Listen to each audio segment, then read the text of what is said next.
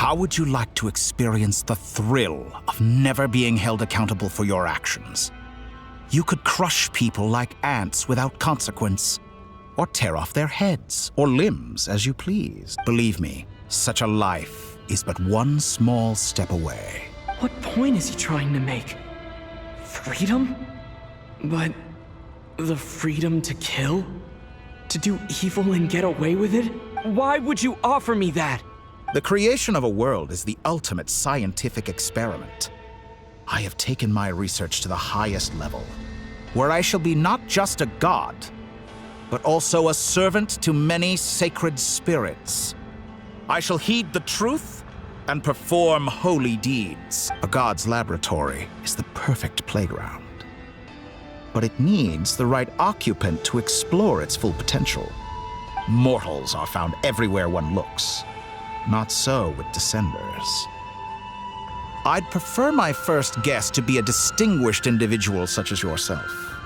And I know you could make the most of the opportunities it offers. So the condition for entering the new world is to take innocent lives. The same dilemma that Rerir once faced. Could I really bring myself to kill others for my own benefit? Have you made up your mind? I can't do it. Your playground is no place for me. You're putting your hopes in the wrong person. But we both know I'm not quite the hero you say I am either. I have my own reasons for the journey I'm on. And they aren't all selfless. You've grown a lot since we last met. But there are still things you are unwilling to compromise on. This will only hinder you. Why don't I lower my requirements a little as a gesture of goodwill? I'll give you a little time to learn to be a less noble soul. That'll make things much easier for you. I really doubt I could live that sort of life. And yet you already sound less defiant than a moment ago. The benefits appeal to you because you can read the signs of the times. Why don't we return to my research facility? Your last visit was so rushed.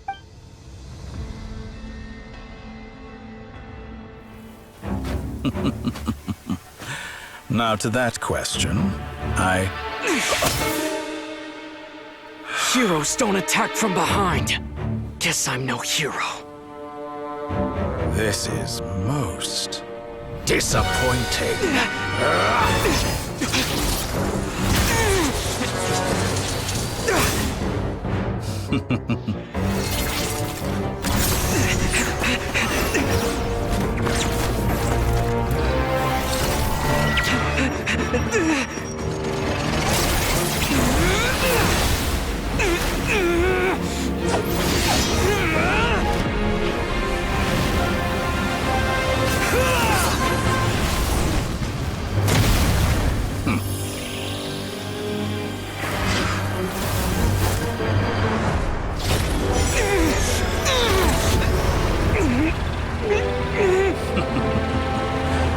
Now then.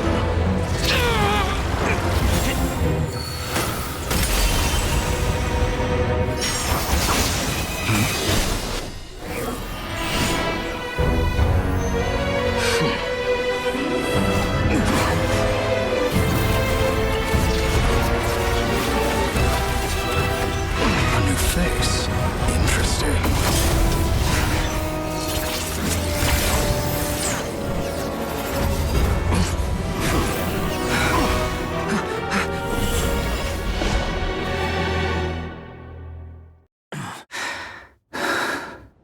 You're still gonna call me Hat Guy after that, huh? I didn't see anyone else in there who needed saving. It's nothing. I'll be fine. Why are you looking at me like that? Is it that shocking that I'd come to your rescue? I owed you a favor back in Sumeru. Now we're even. Distracting Dotori was tough. I won't lie. He's not gonna fall for the same trick twice. That was my one shot. I'd hoped to use it to take him out. Ugh. I never wanted to obliterate someone more than I do right now. Dotori doesn't recognize me, but his segments were originally made based on an analysis of my operational principles. I expect it's only a matter of time before he figures out what I am. So Dottore doesn't recognize Wanderer because he deleted himself from Irminsul. Did he really miss his only chance for revenge by saving me? Why the long face? Hey, I'm not blaming you, okay? And I'm not complaining either. Rescuing you and killing Dottore are equally important goals. Everyone would be pretty stuck without you. It's best you live to fight another day. How are you holding up? Are you all right? Hat Guy said to put safety first, so we agreed to run as far away as we could after leaving the enemy. You don't look injured. It seems that Dottore didn't do anything to you. All right. Rescue operation complete. There's a lot more work to be done before this is over.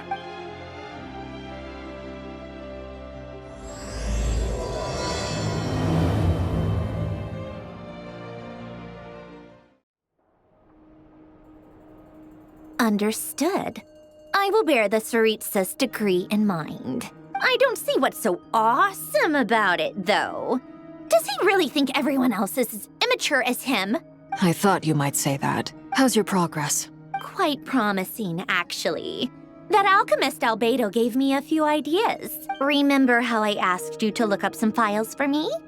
That stuff on the Nachtschitzenkreuz Institute. Rene de Petrichor and Jakob Ingold. Alain Guillotin despised Rene's theories and methods, but he never managed to come up with better alternatives either. I thought Alain was like a father to you. He and Rene were mortal enemies, were they not? And what would you say if Lenny and his friends one day learned something useful from someone? I would applaud them for it. That would mean that they have surpassed me. For all we know, Alain Guillotin might have thought the same thing. Not that it matters, though. He's dead, and I'm alive. Once you die, it doesn't matter how great you were in life. Only the living get to decide what happens next. Hey, come on out. They're back. Huh?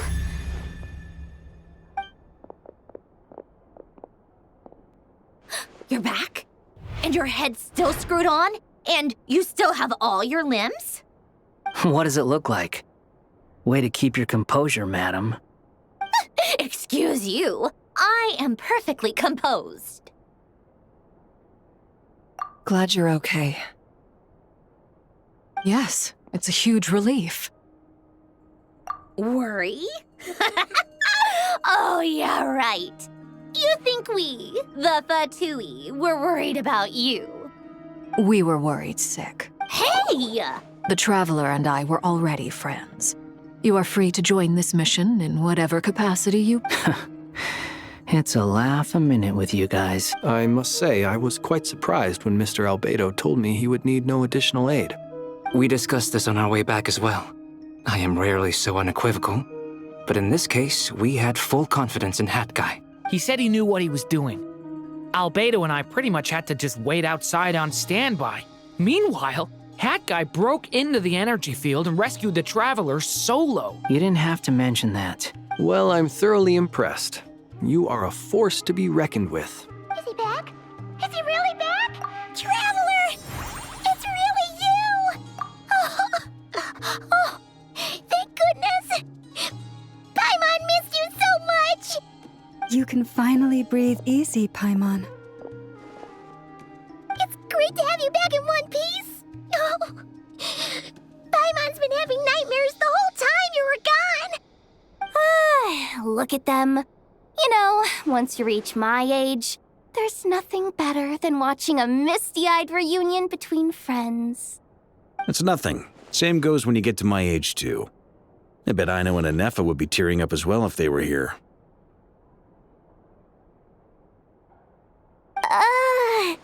Varka, I'm not sure Anefa can cry. Oh, yeah, good point. Hey, your eyes are looking a little red and puffy. What? Ew, no. No, thank you.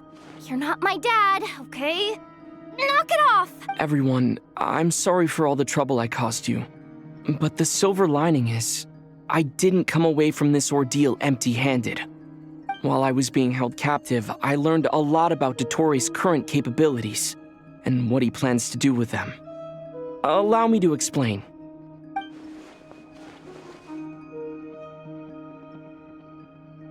The three moon goddesses were even more powerful than we imagined.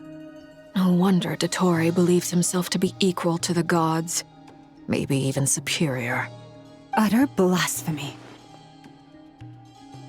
While everyone was gone, Nefer and I made an interesting discovery, and I believe Miss Sandrone has something to share too.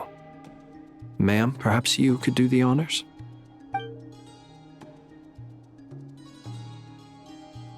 Called it. Getting rid of a pesky troublemaker like her is like trying to clean up after a crumbly cake. It always comes back to haunt you.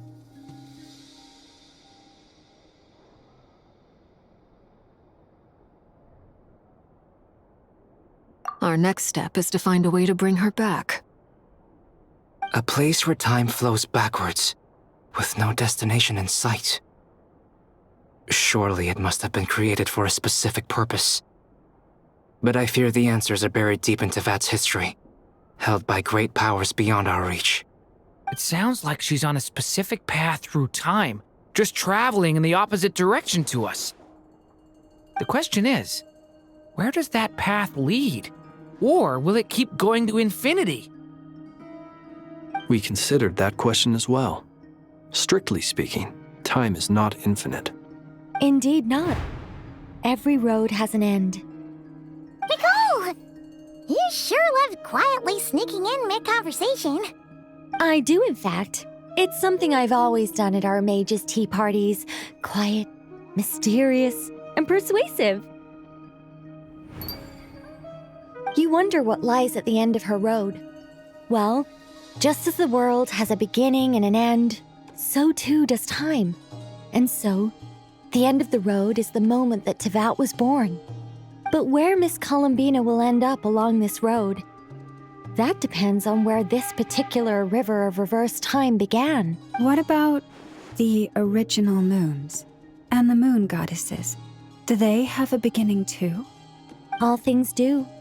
In the beginning, no moons adorned the sky.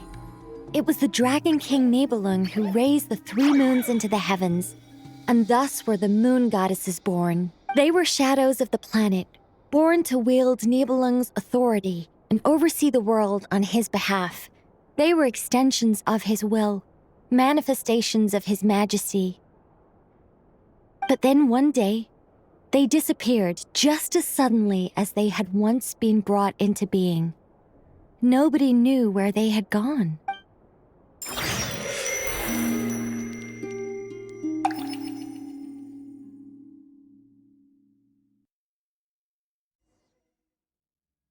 Like I thought, no more paths back to reality have emerged since.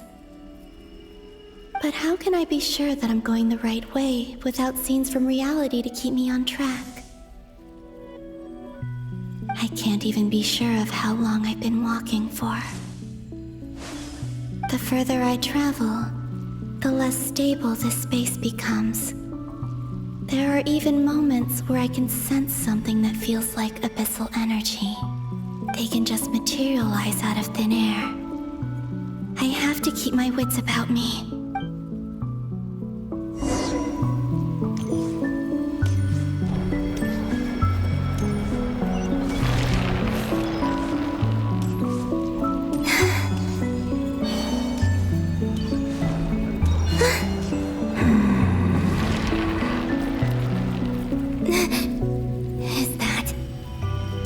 Here of Solnari?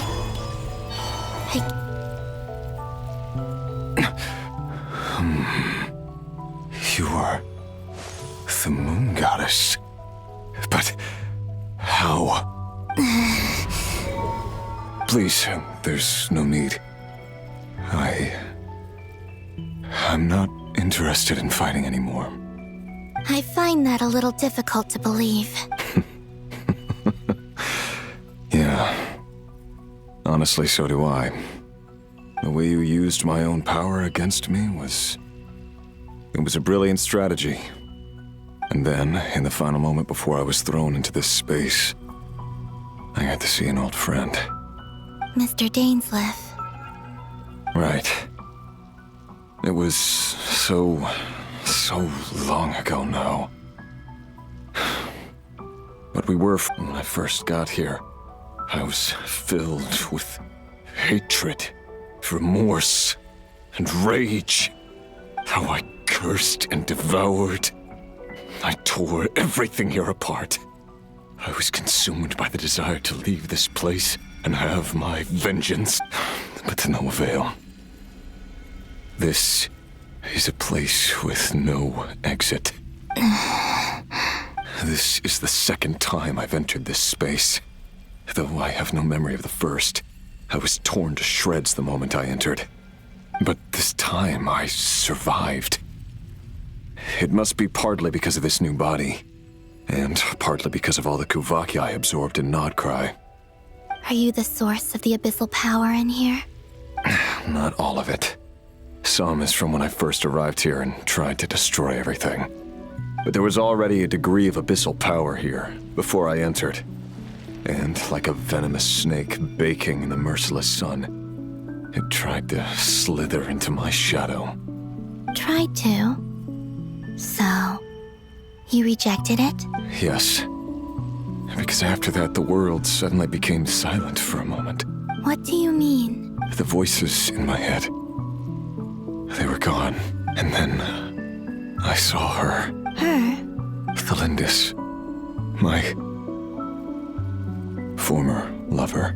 Never mentioned that she saw a memory of Thalindis leaping into the moon's reflection. More precisely, I saw her afterimage. I'm sure the real her is long gone. She was just an ordinary Conrian. She couldn't have survived here for very long. Anyway, why have you come here? Didn't you know it was a dead end? If I hadn't escaped through the moon gate, my friends would have been in far greater danger. Oh, I see. Because of your power. The power of a moon goddess. What? You'd like to know how I know, wouldn't you? The one who resurrected me said so. I could hear a deep lust for power in his voice. Do you mean... Dottore? Dottore. So that's what he's called. He'd been collecting fragments of my body for a long time. All so that he could resurrect me at the moment of his choosing. I had no interest in his research. But being as corroded by the abyss as I was, we were aligned as far as hunting the moons and recovering my strength were concerned. So that's why the Wild Hunt suddenly became so active in Nodcry. When I left the Fatui in my weakened state, Dottore must have felt that his time had come. Moon Goddess? Could I ask a favor of you? What? I know this is a lot to ask, especially from someone who tried to kill you. If you refuse, I won't fight it. But this is the only thing I desire now. Nothing else matters. What do you want? I'd like you to take a message to Thalindis for me. Thalindis? But... Yes, she's dead. But like I said, I saw her afterimage. I can sense that some part of her soul remains here. Far ahead. Why don't you go and speak to her yourself? I can't. I don't know why, but I can't move freely in this space as you can. All I can see is a glimpse of her, walking away. In return, I will clear these abyssal obstacles for you. No, not in return. I'll clear them for you. Whether you want to help me or not. It feels like something I ought to do. Why? Yeah. Why, indeed. I've been asking myself that question a lot recently. Why did I do the things I did? I'm tired of it all. Tired of the person I became. People used me. And then I turned around and started using others. I hurt a lot of people. I think I grew tired of it long ago. But I wouldn't admit it to myself. And ultimately, that's how I ended up here. What do you wish to tell her? All of it. My past. My mistakes. Everything that happened after we were separated. Is it okay if I give her the abridged version? Yeah, I'm sure there's plenty you can skip over. Just tell her the important parts. Whatever you think that means. Like the part where you relentlessly tried to kill us? It's up to you. Love demands honesty. But my relationship with Thelindis was built on lies. We hid too much from each other. But after living my whole life in the shadows, I don't want to hide anything anymore. I will do my best.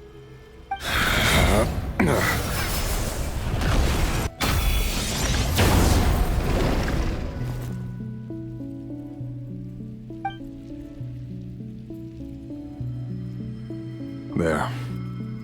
The Abyss will no longer stand in your way. Even though Mr. Dainsliff felt he had to fight you, I think he still regarded you as a friend. Dane? He said that you betrayed him, but he also felt great remorse at never having understood what you were truly going through. Why tell me this? Because if he'd known that someone could take a message to you, I believe that's what he would have said. Thank you. It means a lot. I know this will sound strange coming from me, but don't die, Moon Goddess. I can tell that you're determined to get out of here.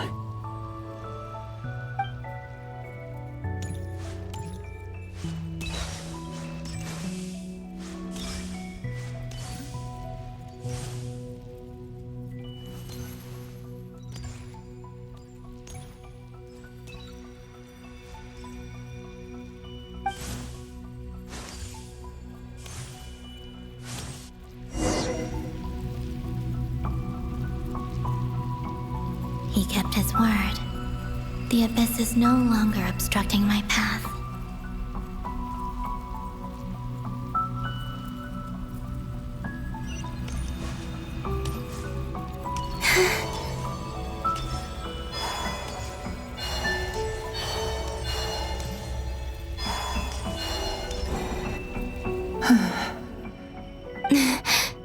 Is that the Lindis? She wasn't far off at all. And yet, they can never meet. Hello, Miss Thelindis. Who are you? How do you know my name? I've never seen anyone else here before. You can call me Columbina. I promised Rerir that I'd bring a message to you. Rerir? My Rerir? Is he well? He's doing better than he was. Better than he was, huh? Sounds like he's had a pretty rough time. Others have had a rough time on his account too. In many cases, their time ran out because of him. And I'm not just talking about the children of the Crimson Moon. So, things got worse before they got better. Could you tell me what happened, Miss Columbina? Are you sure you wish to know? Yes. This is my opportunity to learn the truth. No matter how hard it is to hear, I have to know. I admire your courage. However, time is short. I cannot stay here for long.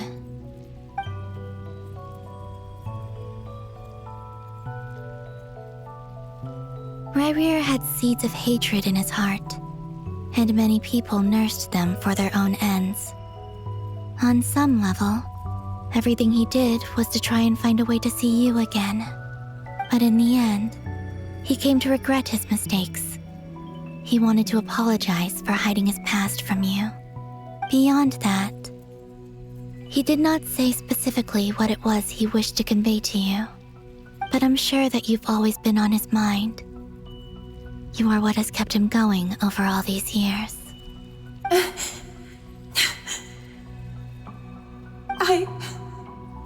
I'm sorry, Miss Columbina. This is so upsetting. I'm not sure how to put my feelings into words. It's all right. I understand. Well, that's everything from me. So, I guess I'll be... Wait. One moment. Time flows backwards here. The road ahead only leads further and further into the past. I know. I intend to reach the end of that road. Without a moon marrow, without the 3 moons' power, you won't make it far. Wait, unless... Are you one of the moon goddesses? You could say that. I see. I often think to myself, if life is like a train ride, why haven't I reached the terminus? Where am I even going? And it's not just me. It's this whole place. Wherever it is, it seems like it's existed forever. It's such a mystery. Where is it going? I must seem so ridiculous. I can't answer these basic questions, and yet I jumped right in here without hesitating, only to be torn apart the moment I entered by powerful energy currents. Only my soul remains now. Thinking back, I was suddenly overcome with fear and terror in that moment. Perhaps I too became bewitched by the abyss. I may have been the leverage it needed to control Rerir. I used to be a researcher at the Universitas Magistrorum in Conria, researching the iridescent moon's marrow. Eventually, I came to the conclusion that time in here flows in reverse. Rerir was one of the Finster King's retainers. With me, he was in an impossible position. It plagued him constantly. I wanted to help him escape his lot in life. I wanted him to be happy, so I thought I'd use this place to return to the past. At the time, I thought I could just go back to the day that the Finster King first found the princess. It was only after meeting the princess that the Finster King started going too far with his research into the abyss. That was the day all of our woes began. I thought I could stop the king from ever meeting her and solve everything. I couldn't kill the Finster King himself, so I had to find another way to save Rerir. That's why I wanted to go back, to kill the person who had brought new possibilities to our realm. I'm sure it was a futile endeavor, but the abyss probably enhances the basest human desires. So I naively hoped I could change everything. But I was simply too weak. Like a speck of dust against the whole universe. Look at me. I didn't even survive the journey here. Not physically, at least. I know I'm never getting out of here. But you're different. You can make it, and I want to help you. I owe you that much. How do you plan to help me? Have you noticed the golden energy that exists here? Based on my past research and my observations since coming here, I believe they carry you forward faster. I can share what I've learned and help you understand the pattern in which this energy appears. I think you just might... Now, I know you will be able to change the past. Also, I've been speculating about where this space ends.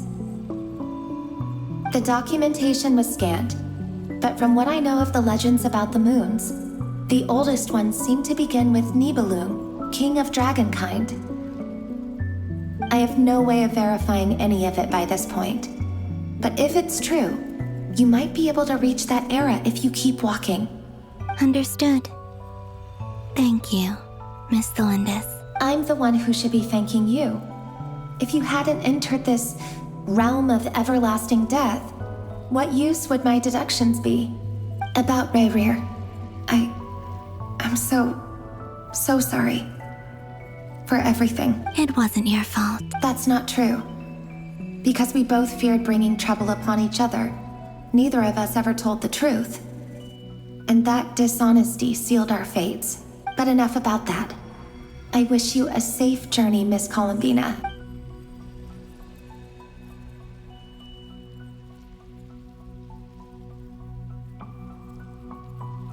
And may the outside world never have to experience pain like this again. Rayrir, you're there, aren't you? I cannot see you, because you exist in the future. I expect we'll be trapped in this prison of space-time for all eternity. But please, gaze upon the past, and then sit for a while.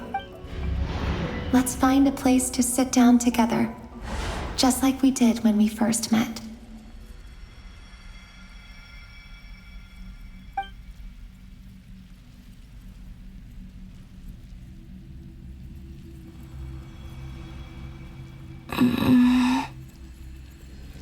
How long have I been walking?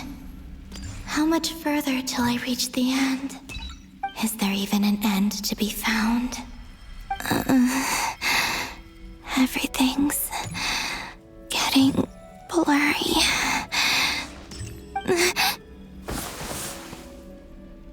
Huh?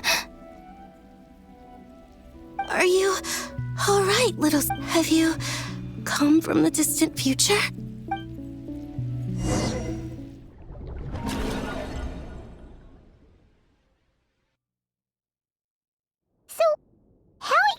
Did the moons just disappear? The world is a vast and ancient place. On a certain scale, all life lasts for but a fleeting moment.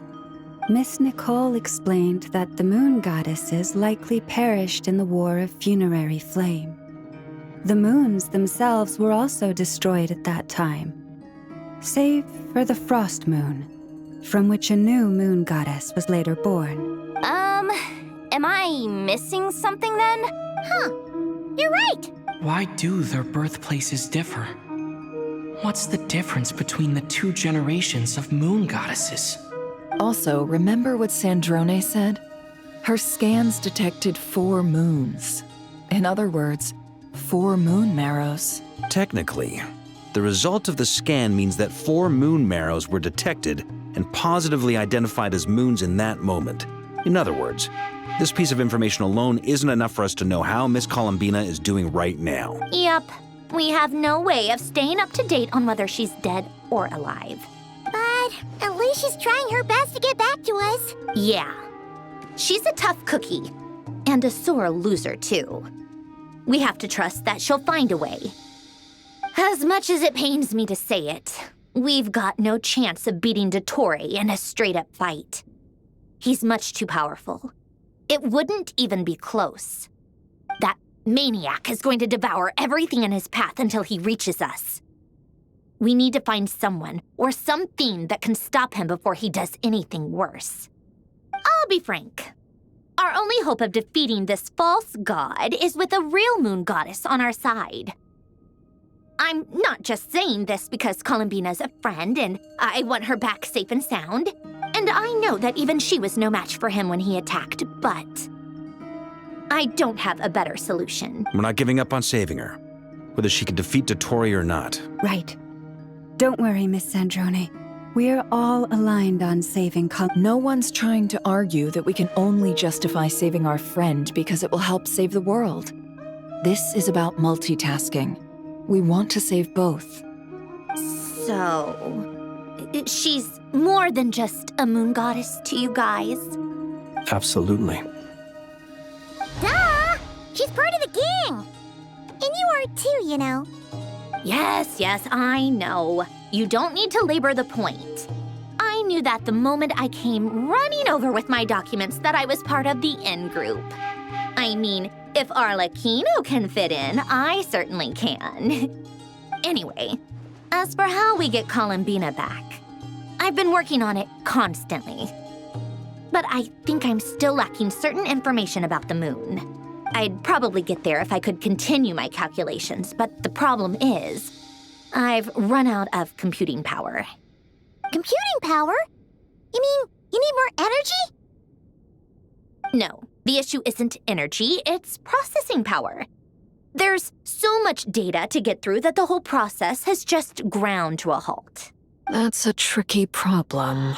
René de Petrichor of the Nazissenkreuz Ordo once foretold the fate of the world. But I don't know how he did it. My guess is that he used the primordial sea's power. However, that won't work for me. His methodology was vastly different from my own.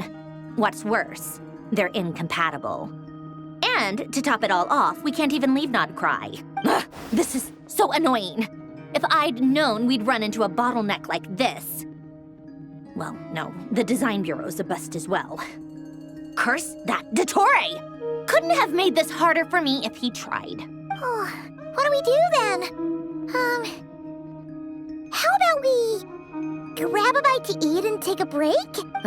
You don't get it, do you? I'm trying to calculate the fate of an entire world here. And I need accurate results, not big prophecies. Where the heck am I gonna find the computing power for that? Ahem. Anyway, time to shelve the discussion on technical difficulties. Being a killjoy isn't very ladylike, after all. Either way, we've done what we can. Rest well, everyone. Remember to let us know if anything new comes up. Hat guy? Is he hinting that we should talk outside? Let's go somewhere a little more private.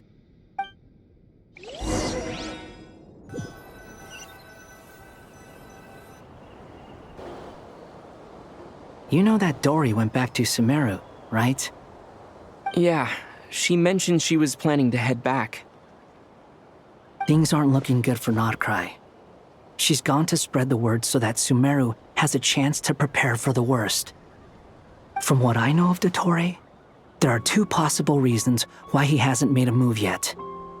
One is that he's still working through some kinks in his new powers. The other is, he wants to see how we're going to react. He'll easily devour everything eventually, so I guess he's in no rush to make it happen. The first false god he made was me. Now it's his turn. Even though my records were erased from Irminsul, Dottore's ideas haven't changed one bit. He once told me that becoming a god was like turning yourself into a hungry wolf or giant serpent to devour the moon. Clearly, he began studying the moon goddess's powers long before he even tried making a god. He's always wanted to get his greedy hands on divine authority one way or another. And in the end, he devoured the moon where I failed. In the desert of Sumeru, there is a chessboard built by King Deshret, also known as Al-Ahmar.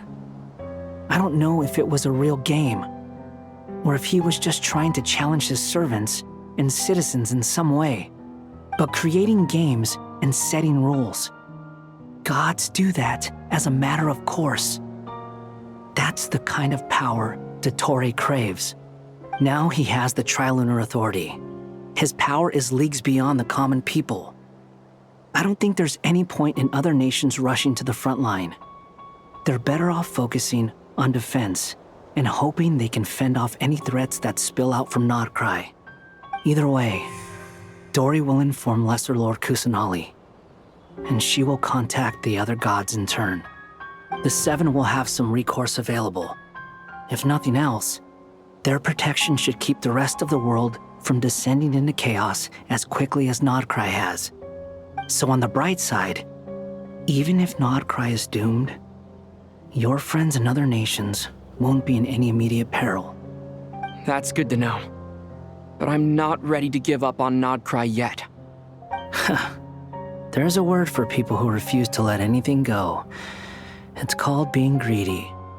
Maybe it sounds greedy to you, and probably naive too. But whatever you call it, that's what gives me the determination to keep fighting. Battles are fleeting, but the will to fight is a long-term commitment. Give up for even a moment, and your resolve will shatter. Why do you always feel the need to do the right thing? No one is born to be a savior. I mean, who's gonna criticize you if you fail or give up? Don't take this the wrong way, but Dottore said something similar to me. I guess the Fatui attracts people who don't believe in saviors. Not necessarily. It's less about belief for me. I just want to know how determined you really are. After all, I don't owe anything to anyone else here. Only you. You look kinda worried. If your arch-nemesis was about to achieve their ultimate goal, I think you might feel a little worried too. That's true. Dottore is about to become an omniscient, omnipotent deity. That's gotta be a bitter pill to swallow. Still, you're calmer than I expected. Obviously. I have to admit that my past self was a reckless fool who misunderstood not only the point of revenge, but how to achieve it. And as much as I want my vengeance, I know I'm not gonna get it by acting alone. If the world's taught me anything, it's to think before I act. Too bad it never taught me any other virtues, though.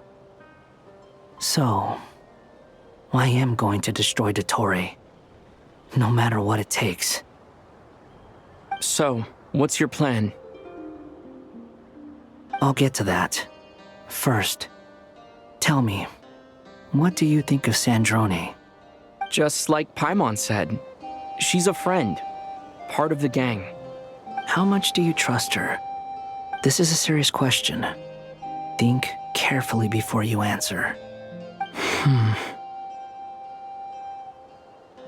Although she's with the Fatui, she has her own values, and she's helped us a lot. If nothing else, she's clearly going the extra mile for Columbina. I see no reason not to trust her. If you say so. In that case, the three of us need to talk. I have some thoughts about her computing problem. It can be solved, but it will come with a cost. How much? If I can afford it, I'll cover it. Sometimes your heroism really backs me into a corner. You know that? Come on, let's go talk to her.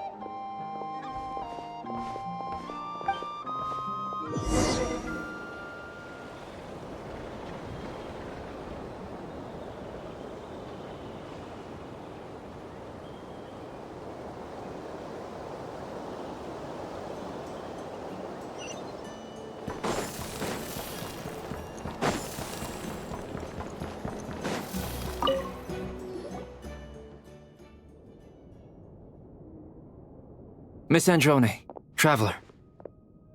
Hey there. Paimon's here too! She was just helping them sort through their That was fast. Well, you said it was urgent. Albedo, I have some alchemy questions for you. I see. Looks like my knowledge proved useful after all.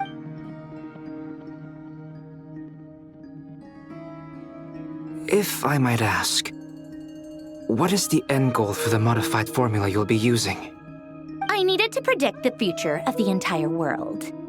But I've run into some teething issues since trying to implement Renee's theory of the 4 Orthants. I see. I'll have a look at it. About that, it's been sorted. Oh, with the Traveler's help? Actually, you're not wrong. He found the person with the solution. Was it Hat Guy? Yeah, it was him. Wow! Go Hat Guy! Seems like all that time studying at the academia is paying off big time. But where is he? Wasn't he the one who asked Albedo and I to come here? Come with me.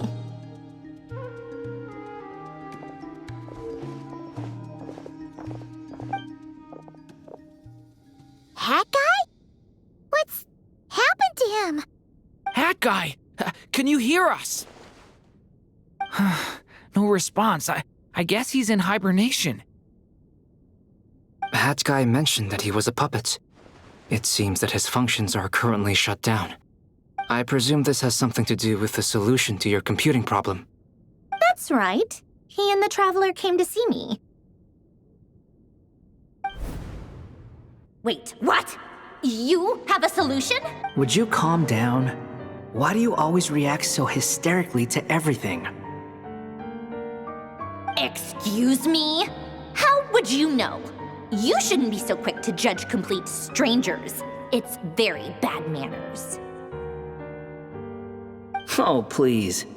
It doesn't take that long to figure out that you have a temper. Where does a mere student get that kind of confidence? I've actually published more papers than you. Not that status counts for much. Even Paimon's applied for academia admission.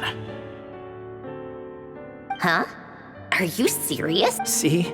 This is why I can't be bothered to explain myself.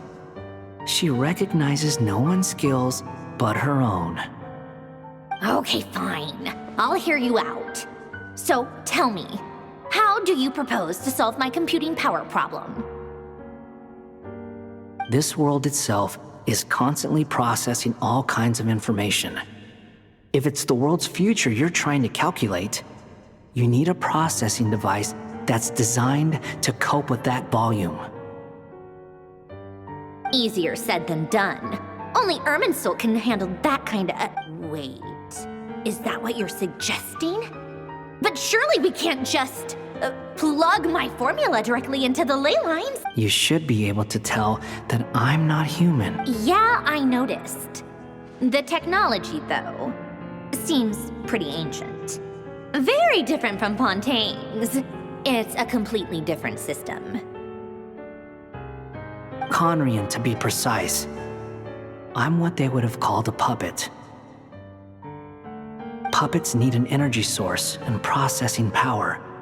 The artisans who built them sought out the materials most suited for that purpose. You? Do you mean... The Traveler and I have talked it over. He's willing to vouch for you. So, I'll allow you to borrow my core for your calculations. It was built using wood from a silver white tree, which makes it a small part of Irminsul. Conrian technology and Irminsul wood. Who in the world could have built you? Are you sure about this? A puppet without its core will cease functioning completely. And if it's left in that state for too long, it might not recover. You could die if you do this. You do realize that, don't you? I can put two and two together, yes. No need to rub it in. I won't lie to you. This has never been done before. I cannot guarantee your safety. Doesn't matter. I'm prepared for the worst. Did you two actually talk this through? Is he... Are we really considering this? Yes, we discussed it. The bottom line is, he trusts me, and I trust you. Let's give it a shot, shall we? Honestly, I have no clue where this kid even came from. But for whatever reason, he lent me his core to use in my formula. I'm very close to finishing my calculations now, and the core is currently in use. So I'm sorry, but I can only show you a sketch right now. This is what the core looks like. A silver white branch. It certainly matches the legends told about Irminsul. Is Hat Guy gonna be okay? He's not gonna die, right? Right? In theory, he should be fine. As long as we put his core back in time. Beyond that, all I can say is that I'll try my best to avoid risk and make sure the core doesn't sustain any damage. I think I know why you called us here now. Someone needs to watch over his body and make sure it's protected until the process completes. Correct. He said that the only ones he trusts here are you two, and the Traveler. and the Traveler will have other work to do.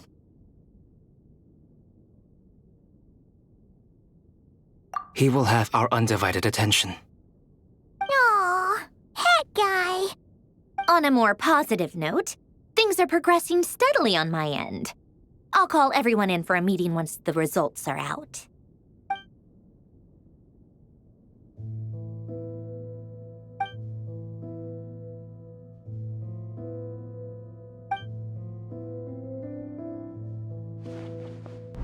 The worst case scenario with the core removal is either a system reset or a total loss of function. A core is completely different from a heart. It's like another vital organ entirely.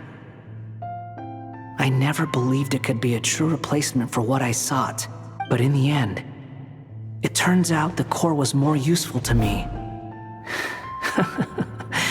Pretty funny when you think about it. It's like the punchline of my entire life. Do you think there's any difference between a puppet and a human? If not, then this would just be another samsara. I have already experienced both a past life and a next life. Part of me wonders whether I'm only capable of making this decision because I've become a real human. What's with that expression? Isn't this a good thing? Sandrone will succeed, won't she? She has to. She will. We all have to persevere until this is over. That's right. And I'll protect you all until a moment of victory arrives.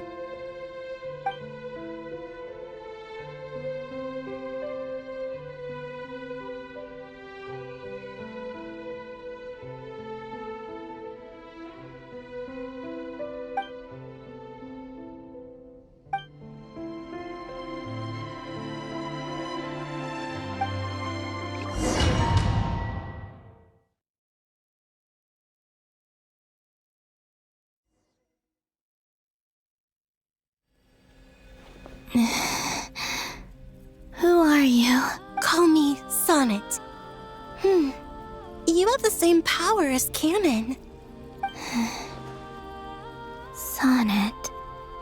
So, you're the goddess of the iridescent moon? Oh, goodness! You recognize me? Well then, what's your name? Columbina.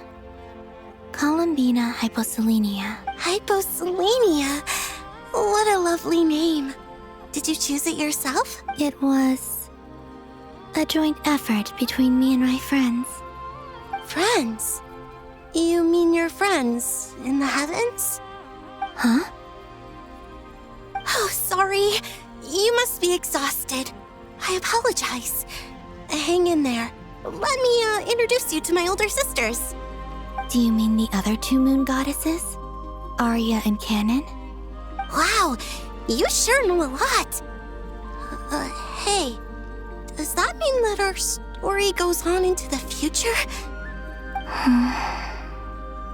Oh, I guess that wasn't the best question to ask. It's all right. We were prepared for that possibility. You could say we were too prepared. I can't even remember how long my sisters and I have been here by this point. When did you get here? How long has it been? I can't say for sure, but it feels like it's been forever. I see. Are you feeling all right? You look a little unwell. I can hold out a while longer.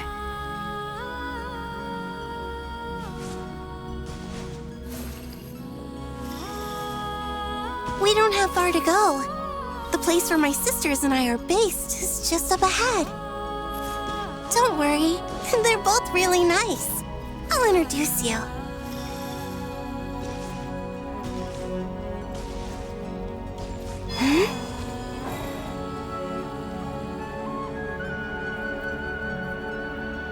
Sisters! I'm back! And look who I've brought with me.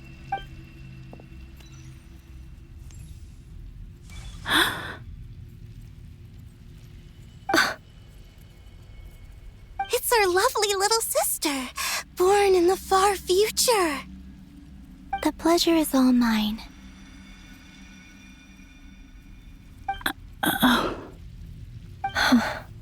Allow me to introduce you to Columbina Hyposelenia. This is Arya, the goddess of the eternal moon. And this is Canon, goddess of the frost moon. Canon, don't you think Hyposelenia's power is similar to yours? Hello, Columbina. I apologize for our startled reaction just now. And please, forgive our little sister if she's been annoying you. She tends to talk a lot. It's fine. You seem shy. Don't worry, Columbina Hyposelenia. No one can hurt you here. Could you tell me where here is? Please. I must know.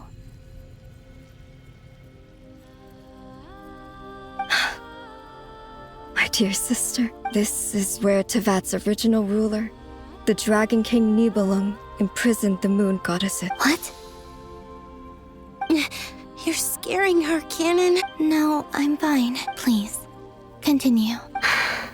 Nibelung, our original master, created us in the distant past to maintain Tevat. But he left this world and traveled into the dark universe beyond, to explore worlds vaster still. Day and night, we fulfilled our duty in the heavens, until the day that the first descender arrived. The great ruler of the firmament. The heavenly principles. Is that what later generations call them? I see. But we did not reject them at first, nor did they seem to harbor ill intent towards this world. We coexisted in peace. They were like a guest in our home. Slowly, however, we came to realize that our guest had a growing desire to change and dominate the world. And you didn't stop it? No. There was an order to the rules they set up that Nibelung never taught us. We wanted to know if this order would bode good or ill for Tevat.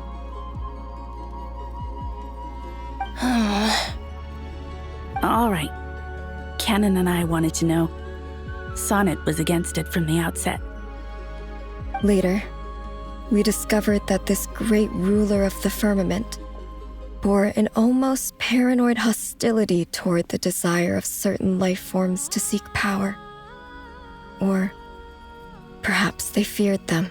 They would even cast down celestial nails as manifestations of their power, to punish the civilizations of the world below. Only this was far beyond mere punishment. Right. Their rules brought order, but the price people paid for merely testing the limits of those rules was far too great. I did everything in my power to help the punished escape catastrophe, but still, too many lives were lost. The ancestors of the Frost Moon Scions were some of the ones you helped. But just when we had decided to take countermeasures, the Dragon King, Nibelung, returned. And so began the War of Funerary Flame. So, that's the name the world gave that war in the future. Well, who won in the end? As far as I know, the Heavenly Principles won, although it came at a great cost. They remained in Tevat, where they continue to rule to this day. And the world's original master, the Dragon King Nibelung, was destroyed. And what of the moons? Are there still 3 moons in Tevat's skies? You can tell us the truth, Columbina. We know we are but remnants of a bygone age. We are prepared for the answer. Only the Frost Moon remains. But it has been cast beyond the false firmament by the Heavenly Principles. The eternal and iridescent moons were both shattered during the war. So death finally came for us in the end. Sonnet. But you're still here, aren't you? A moon goddess cannot live without her moon, Columbina. She's right. That's why I began to disappear. Because the frost moon is cut off by the false sky. How much worse it would have been if it were outright destroyed. Our souls may endure within this lunar palace, but if our moons are destroyed, Then we shall disappear the moment we depart from it. I'm sorry. There's no need to apologize to us, dear sister. If anything, we owe the world an apology. If only we'd decided to act sooner, rather than arguing amongst ourselves. all the more reason not to spend this time in regret and repentance. Instead, we should focus our efforts on how we might help our future sister. Sorry? Don't you see, Columbina, your story is not yet over. Is that not why you are here?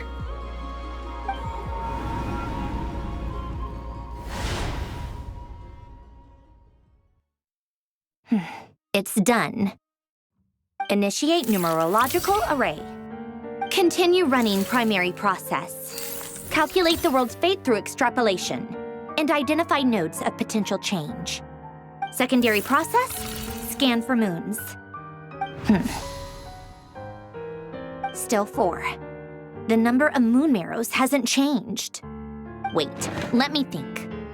Is it possible that there's something I've been misunderstanding about the moons all along? Variables. Variables in the world. I know where potential variables within the world come from. So what about the moons? Are there any variables there? Like their life or death, for instance. What if being alive or dead makes no difference to a moon? But that's so strange. Even immortal gods can die. Why would the moons alone be? Wait! I've got it! If alive or dead is considered a variable, we might have had this wrong the whole time. No one ever said that a moon marrow equals a living moon. We just made that assumption ourselves. Initiate secondary process. Scan again. This time filtering out interfering perimeter, moon marrow. I don't care if they're natural or artificial. Get them out of my search results! Why? It says 3 moons still exist in Tibet, even after excluding the moon marrows. But we know for a fact that 2 of them are dead. Redo the scan. Narrow the results to living moons and real moons. No, scrap that. Narrow it down to moons that have lunar authority and remain alive. Why? Why is it still 3? What is this, Columbina? Has the world lied to us? Or are you the one pulling the wool over our eyes?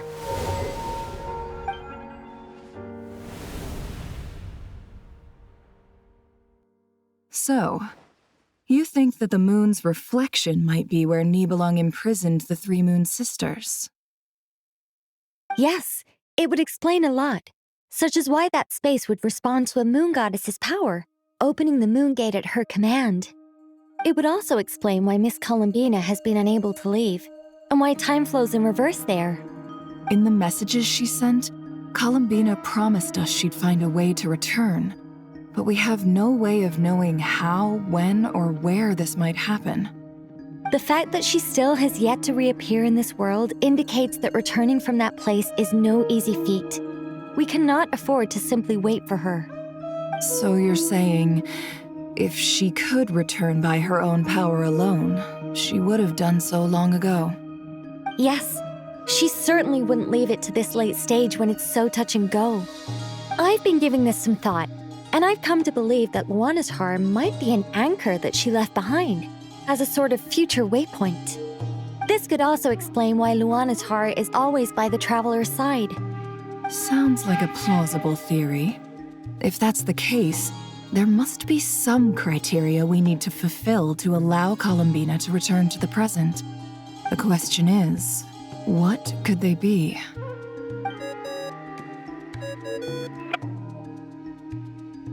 Hello? Listen up! This is extremely important!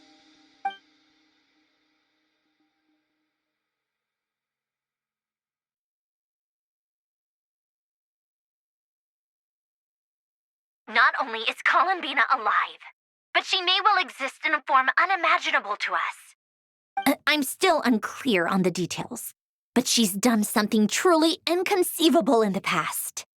And the clue to what she's done lies in the moon and Tevat sky. Truly amazing. Oh, I'm so delighted for her. I'm sure we all feel the same. And I'm sure Columbina is ready to get back here and fight by our side.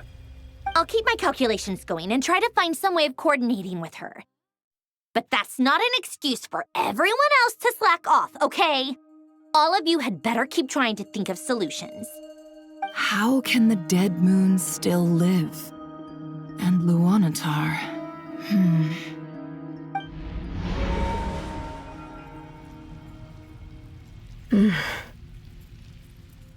It's hard to believe that's what will happen in the distant future. Our authority is linked to the most fundamental rules of Tevat.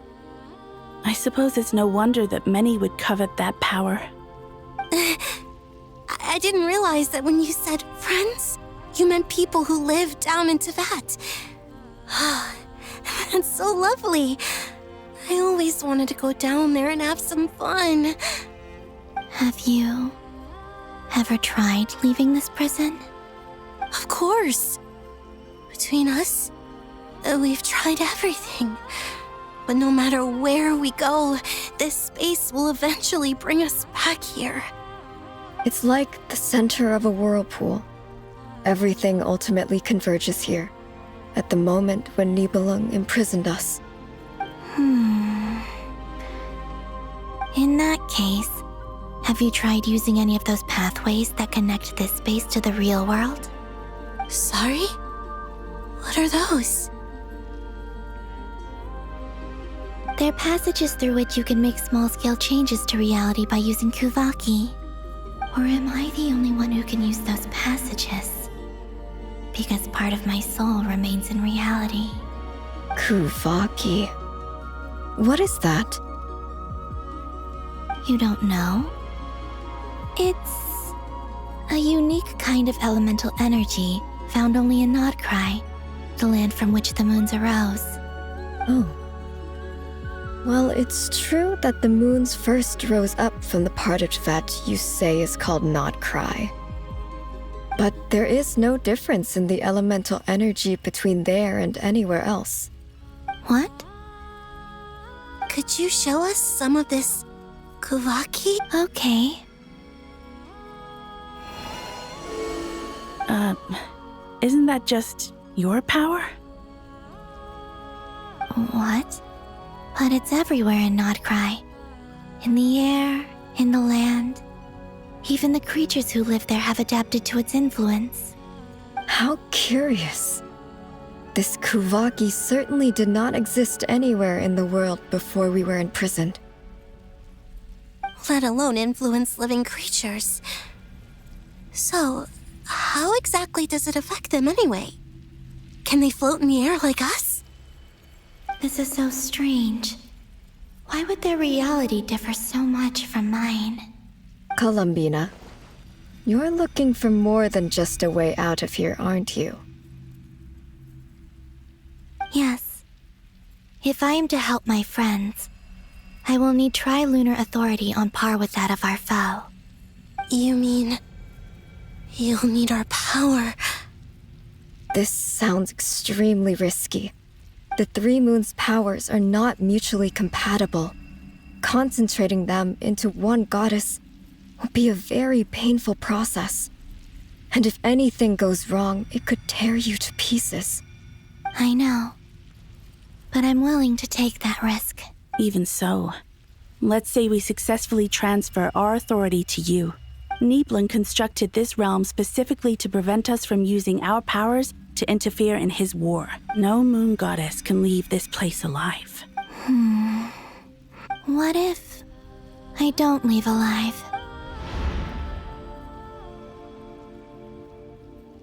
Where do we even start?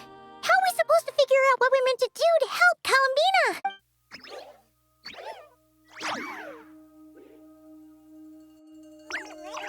Columbina? If she really got to the beginning of time in there, how do you think she'd leave us a message? You don't think she'd write it down on a stone tablet somewhere? Seems unlikely. Columbina may not talk a lot, but she thinks deeply about issues like... Let's review what we know. This is the Columbina who fought alongside us against the Reikir of Solnari, and with whom we celebrated Moon Prayer Night. She knows our personalities, our ways of doing things, even our unique strengths and abilities. So, if she wanted to tell us something from a long, long time ago, what would she do? Oh.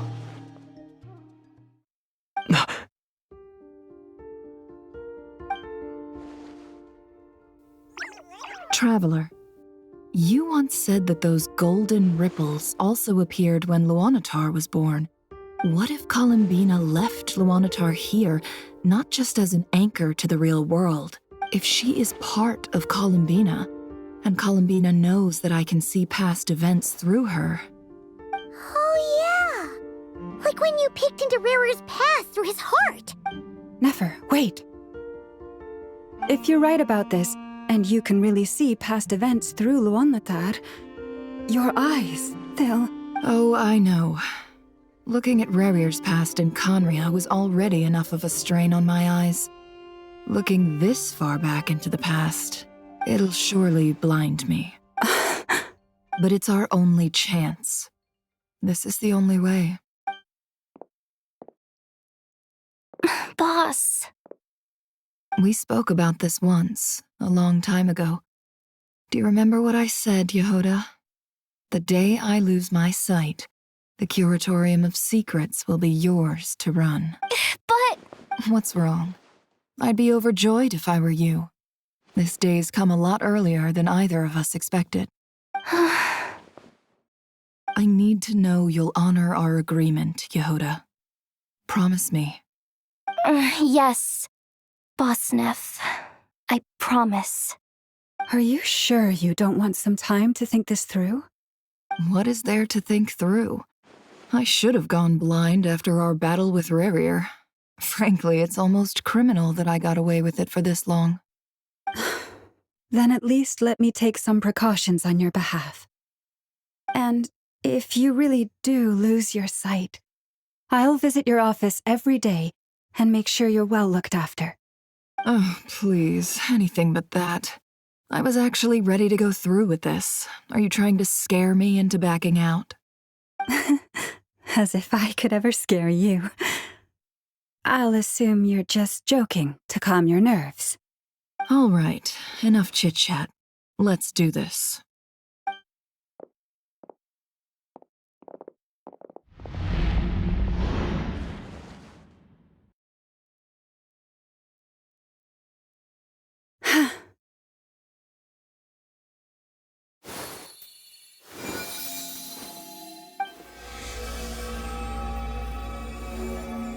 All done. Good. Now give me some space.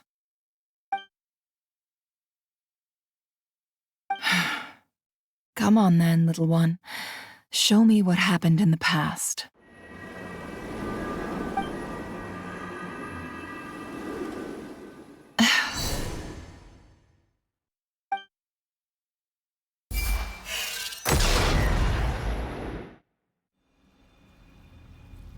Between the Trilunar Authority, Kuvaki, and the sole-surviving moon, the Frost Moon, I think I might know how to get back. But I will need my sister's help. Time to go talk it over with them.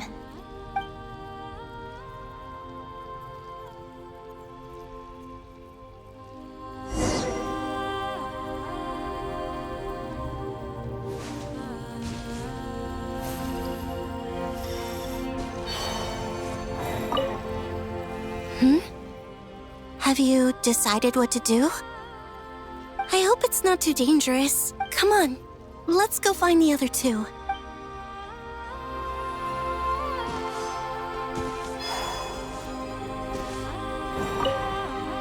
It seems you have reached a decision.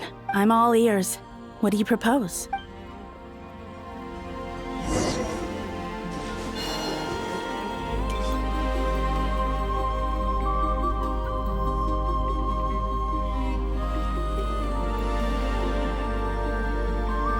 Have you figured it out, Cullum? Tell us.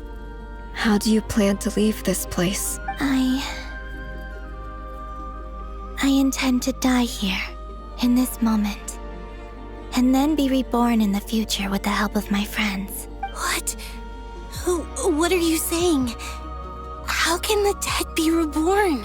And how will you inform these future friends of your plans? You can't exactly leave oracles. Nothing can escape this place. Not a single ray of moonlight. And even if you found a way, what if they never find the message you left for them? No, that won't happen. Come again? They will find my message. I'm not following. How exactly will you achieve this? It's quite simple, really. First, I will leave my soul here.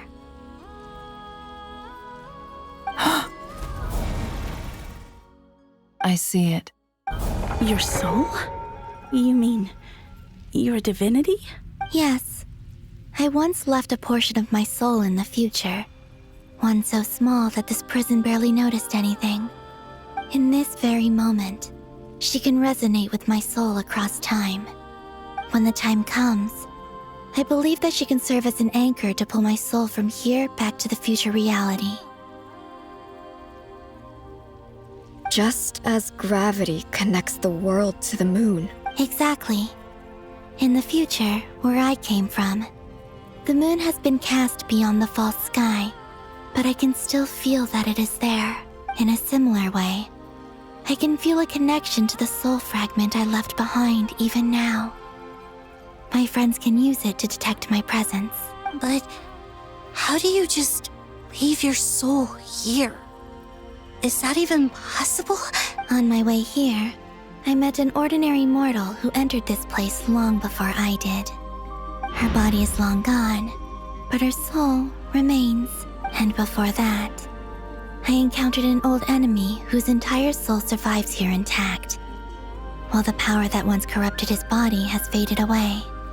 So, perhaps this space is specifically designed to imprison divinity and authority, but not the physical body. Still, even if your body can escape, would it not just be a lifeless husk without the soul inside? Wait, is that what you meant when you said you wouldn't leave alive? Yes. I shall turn my body into moonlight and pour it over Nodcry. That power shall protect the land and quietly blend into it, awaiting my soul's return in the future.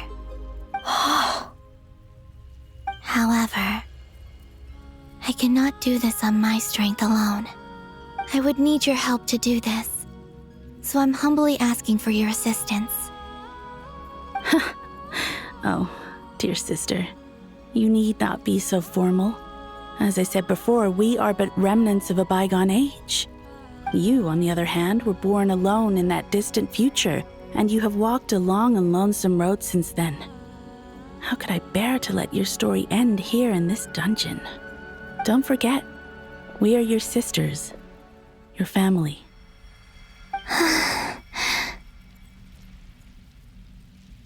Arya's right. Actually, I've always wanted a little sister. Can you imagine how it's been for me? Getting nagged by two older sisters all the time. Now, I finally get to be the big sis. And not just that, but I get to help you return to your world, too. How could I say no to that? Sonnet. Canon?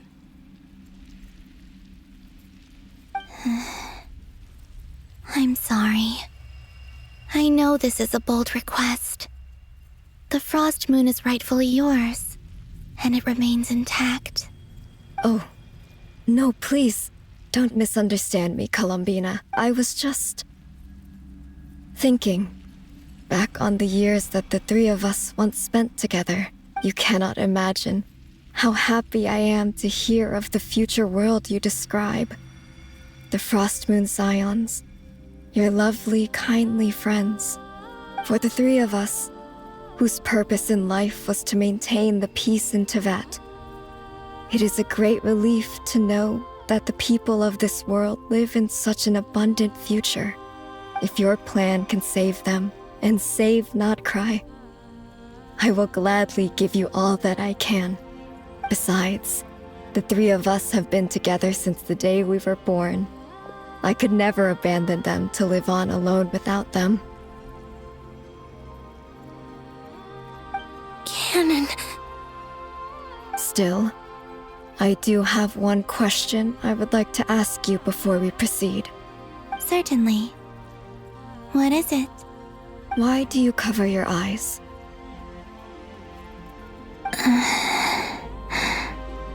Yeah, I was curious about that too. But it seemed personal, so I didn't want to intrude.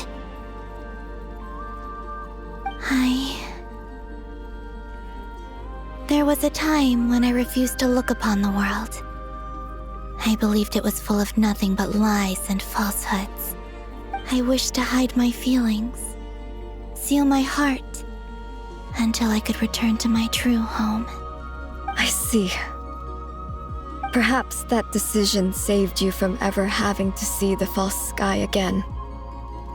But at the same time, you likely missed out on many true and precious things, like the smiles on your friends' faces. Promise me this, Columbina. When you return to the future, open your eyes, take a look at the world around you, and see your friends. I'm sure that you know this already, given that you long to return, but that is your true home. Give me your hand, Columbina. Aria, Sonnet, you too.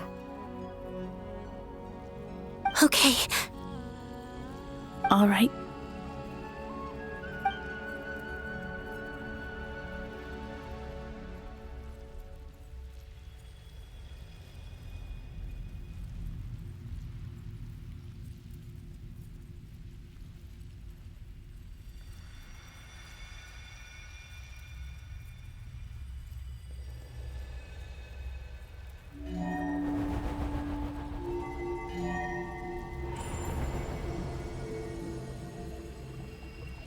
We once were the songs sung for eternity, but now it is you who must continue to sing. We once were the tides in the great river of time, but now we subside, and you arise. We were the messengers of madness and inspiration, but now the lies have faded, and your truth must endure. We are souls awaiting the sun. You must return to be with those who smile when they see your face.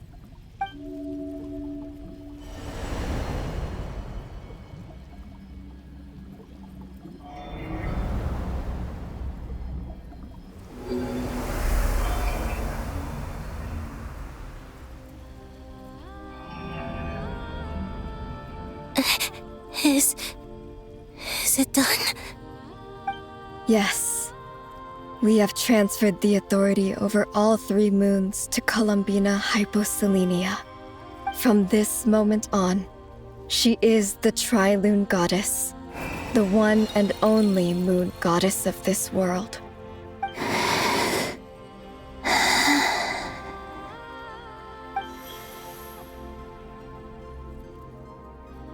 Thank you. Thank you, my sisters. Now go, and do what you believe is right. Be aware that we cannot grant you the power of the 3 moons beyond these prison walls. The conflict that arose over their remains following our disappearance will still take place. I understand. Sisters, oh, my body. It feels... Now that we have given up our power and authority, our bodies are merely mortal shells. This prison is dissolving them as we speak. It's okay, Sonnet. The end must come for every god, just as it does for every human. That's all this is.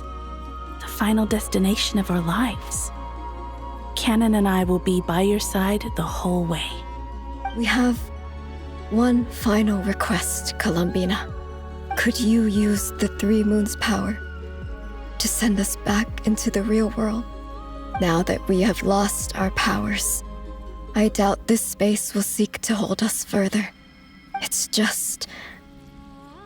we would like to spend our final moments together in the only place we ever called home. Of course. Gladly. Sonnet. Yes. Don't... I wish I could tell her not to give in to the abyss. Not to be afraid. But is this really what I should say at this moment? Don't forget. I'm so glad to have a big sister like you. No, I will... Thank you. I'm okay. I'm not afraid. As long as my sisters are with me, I won't be afraid.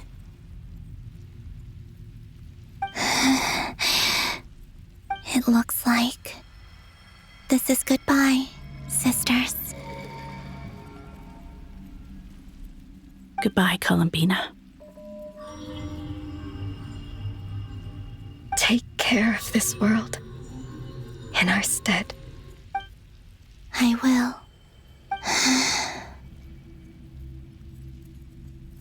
And now, it's time for me to bid farewell to my body, too.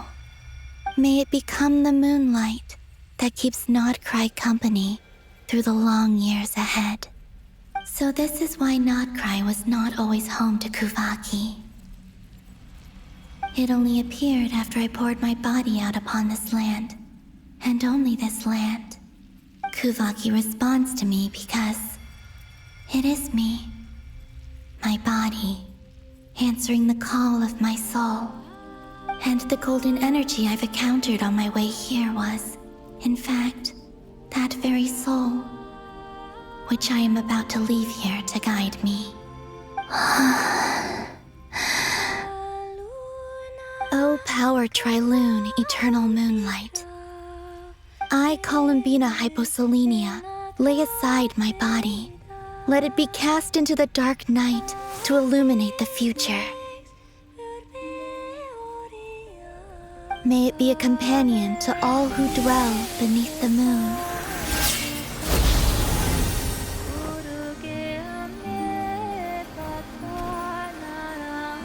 Until the time comes for me to return home.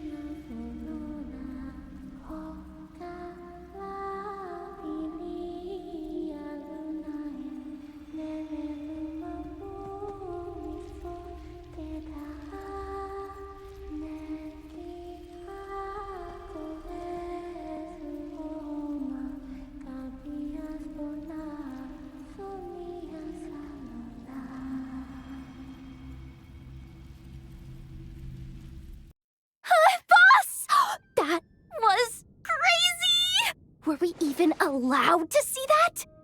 Can you still see? I see 2 fingers, and a look of sheer terror on your face. Truly astounding, Miss Nefer.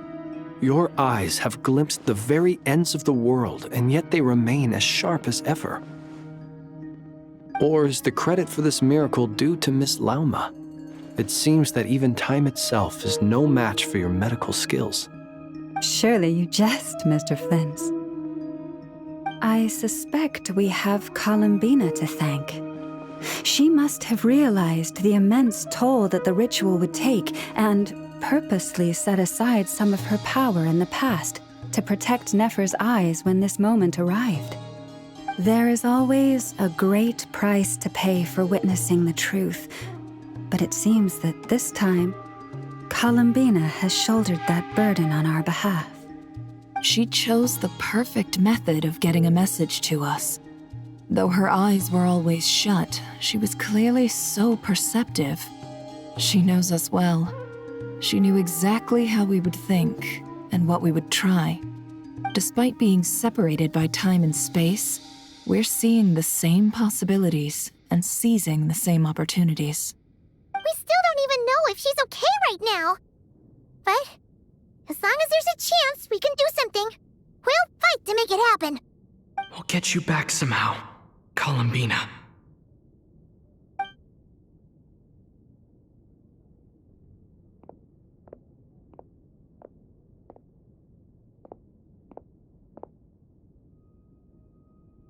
Well, based on the information we now have, let's figure out our next moves. Thanks to these gentlemen, we have a much clearer picture of the situation with Dottore. The civilian population has been moved to safety. Miss Sandrone, how are the calculations going? So far, so good. I'll keep seeing how far I can push the system, though. Can't have Hat Man being powered down for nothing. There's still a long road ahead.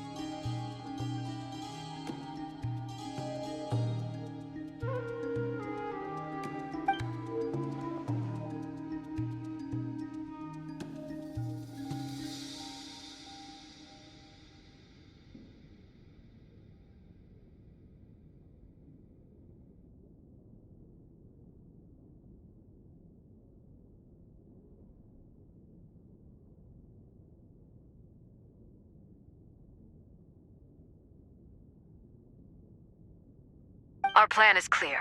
Time is short, so let's get moving. There's just never enough time, is there? Time is the bane of my existence. Ugh. Anyway, I'm gonna get back to work. All right, we'll do our part too. Yeah.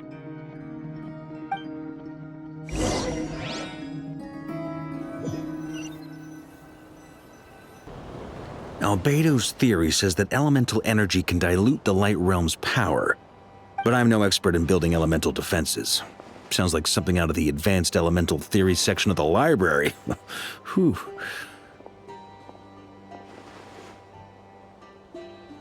You seem quite troubled. Well, yeah. I mean, who doesn't get a little flustered when they're completely out of their depth? You were the very picture of confidence back when you approached the Hexen Circle. Yeah, I could have been faking it through that whole meeting for all you know. Who's to say I'm not just a ball of nerves in a charming and gregarious package? Oh gosh, really? I'm so sorry, I had no idea. Well, you're all the braver for it. Still, I was much more in my comfort zone than I am here. At least in Mondstadt, you can cry for help from a cliff top and actually stand a chance of summoning Barbados himself. Things have never looked bleaker than they do now. If we don't pull this off, Tevat's doomed, isn't it? Oh, you think so? Actually, yes. Yes, it probably is. It's a shame. Don't put too much pressure on yourself. Tevat has faced annihilation many times in the past, but it also gave us you, didn't it? Hey, don't give me that. It's not like I'm anyone special. I disagree. Every human born in this world is special. We angels have always believed that. In that case, this humble human being has a big favor to ask of you. I thought you might say that. I'm sure Alice, in her great wisdom, sent you here precisely to help us in this difficult time, yes? Well, that has less to do with her wisdom and more to do with my power. Of course, of course. Well, the thing is, these elemental defenses we're about to build, I don't think it's a question of if they'll fail, but when. Durin's findings from his patrols make it clear that Dottore is constantly expanding his territory. First it was his lab, then the design bureau, and now this. It's not realistic to completely stop him encroaching on the rest of Nagcry. Rather, our goal should be to stall him for as long as possible. If Miss Sandrone's calculations are correct, well, they're the closest thing to certainty we have in this situation, so let's assume they are. Anyway, her calculations suggest that our best hope for victory lies in Miss Columbina's return. It's up to us to slow Dottore's advance and buy time for her to make a return. Are you asking me to help you with building the defenses? No.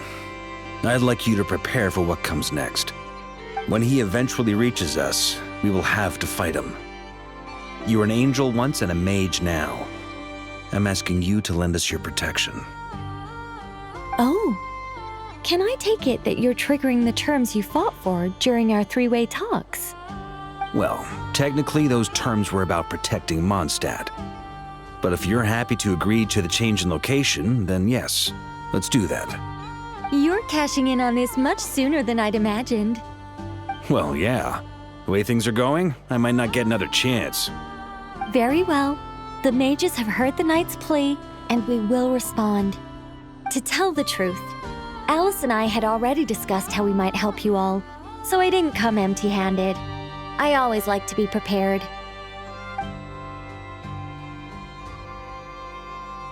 This is... wow. Yeah. This is great. Seriously, thank you. It's been many long years since I had a chance to dazzle humanity with a little divine intervention. To humbly serve as a reliable and responsible guide. Anyway, Knight of Boreas, please accept this gift in recognition of your great virtue. Go now. May the angel's blessing deliver you safely to your destination.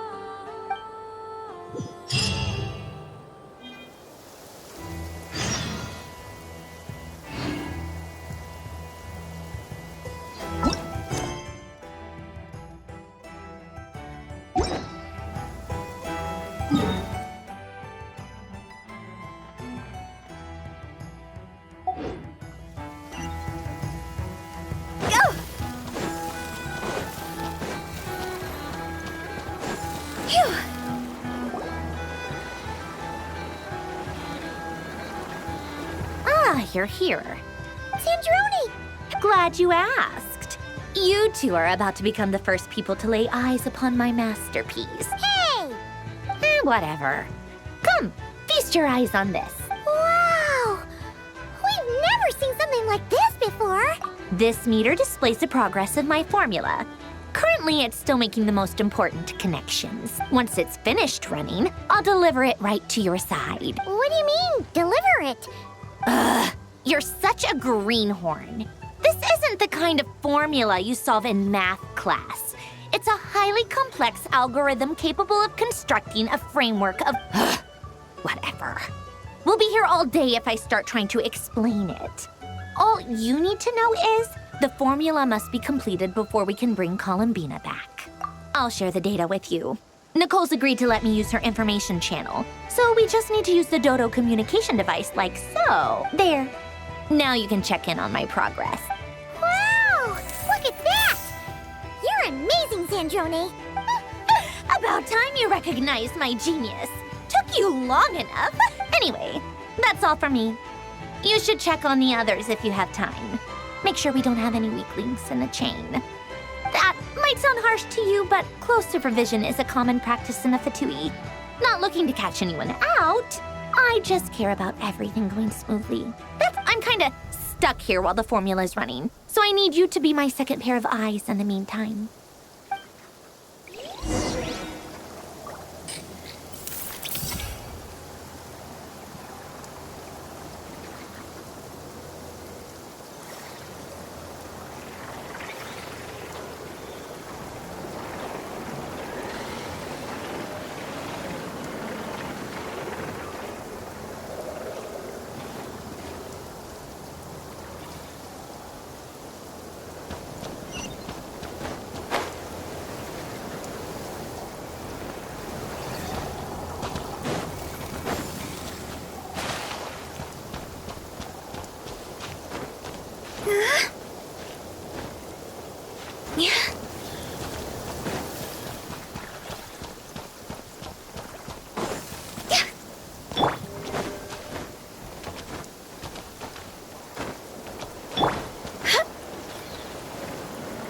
Thankfully, Miss Nicole has come to our aid.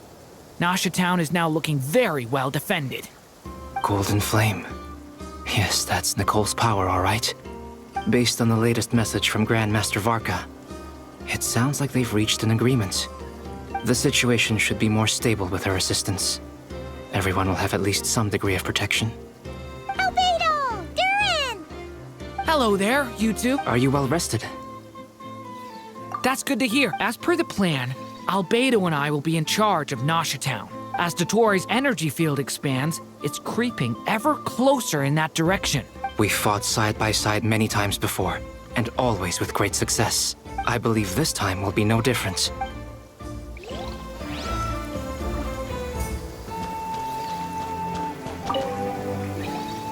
Traveler, Paimon. Plans!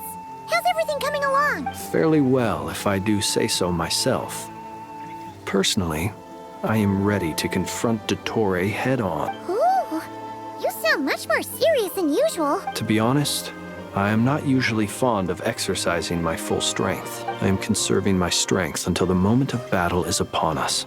Seeing you get into the zone like this really puts Paimon at ease. I consider it an honor to have your trust. Rest well. I look forward to seeing you both in your element during the battle.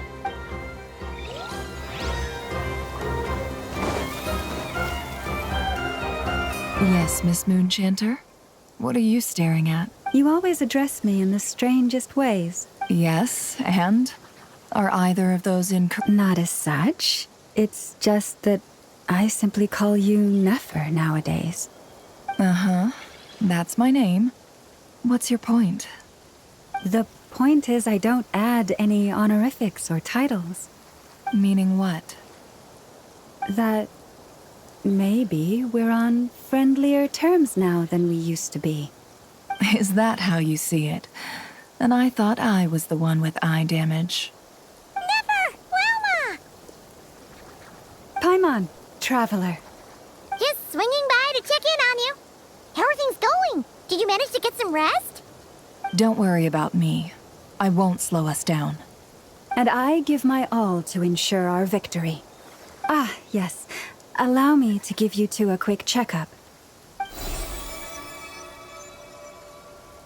All done. You're both in good shape.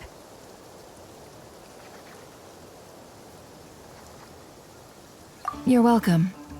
You'll have your work cut out for you in this battle against Dottore, so make sure to get some rest in first. Paimon will keep an eye on him, don't you worry. I'm glad to hear it. Take good care of yourself, too, Paimon. Sure thing.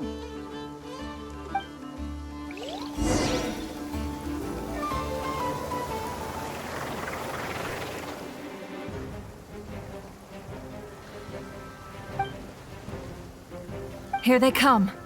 That's quite a horde. As we expected. Get ready, everyone. Take your positions and prepare to engage. Let's begin. I'm at the ready.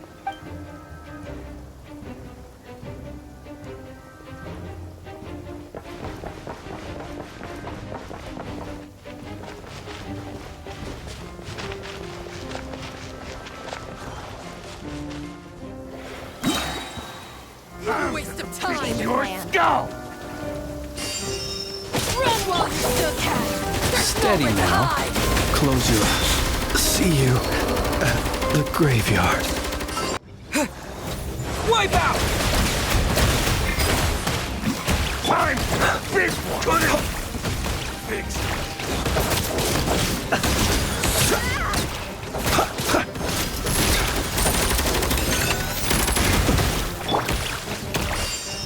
Water jet!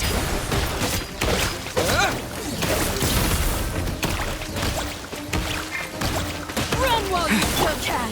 There's Observe. nowhere to hide. Fear the dark. Another one. 5. You're To dust. What?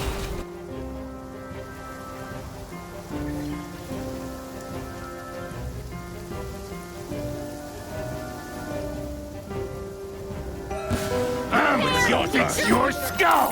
For the everlasting forest, you poor lost lamb. Seek within. These creatures cannot stand against us. Oh, fighting talk. Just don't let your guard down.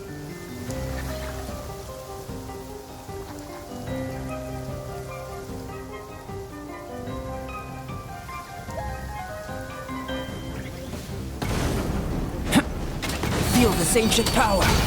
Then, A turning point in fate! Stay back!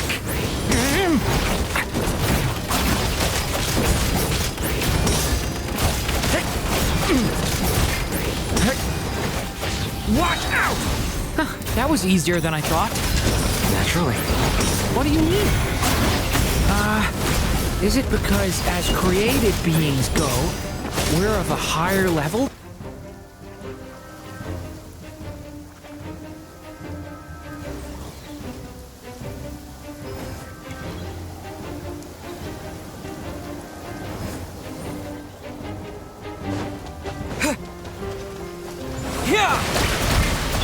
By the frost moon of old, leave this place. It all adds up. The deception ends here. People have always used fire to drive away wild beasts. wouldn't a lantern work just as well? You read my mind, my dear friend. I was just about to say that.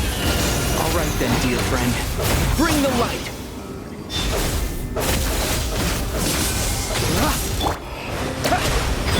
Your poor lost land. For the everlasting forest. Time to come clean.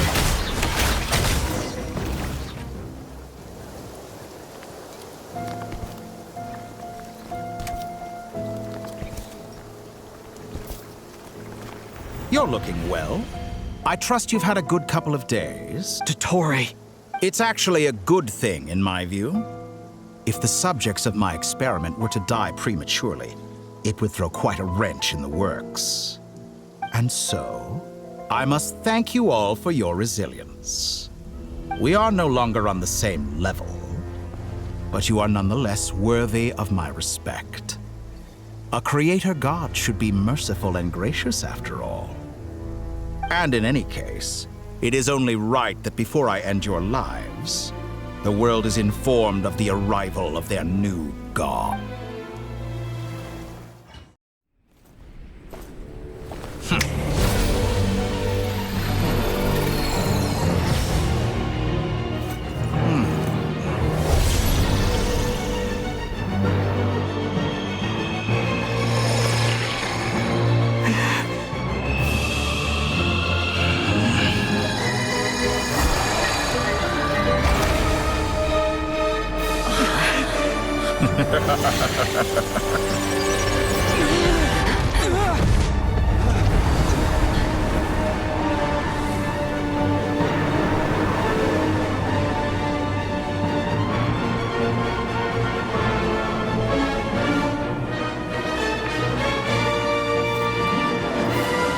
The experiment begins.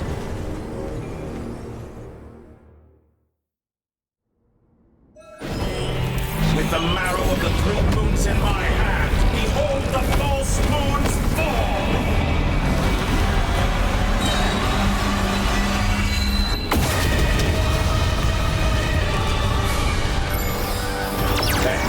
Wipe out! Water jet! The mystery unravels. Can't hide the truth. Reverse. Time to come clean. With one heart, we pray.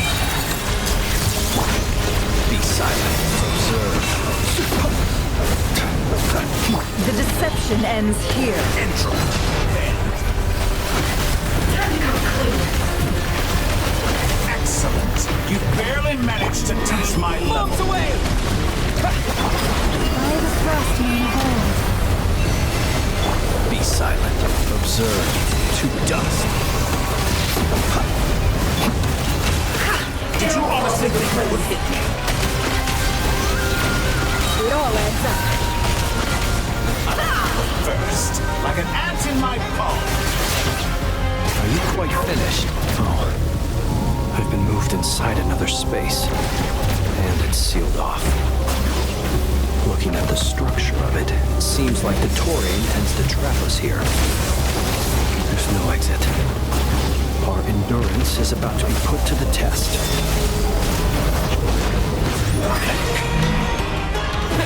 Can't hide the truth.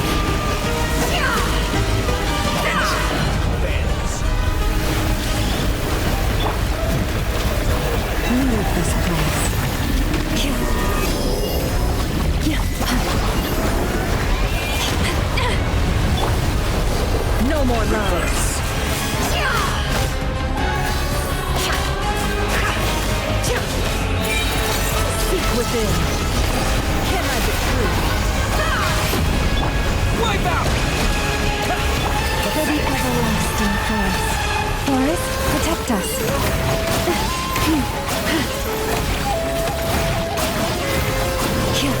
With the marrow of the three moons in my hand, behold the Norse moons fall!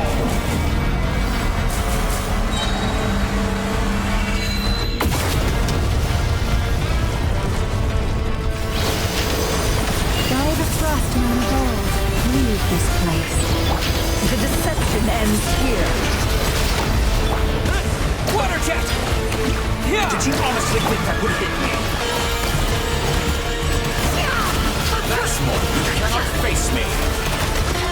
Foul. Tell me, where will you try scurrying off to next? Looks like Dottore has opted for a divide and conquer strategy.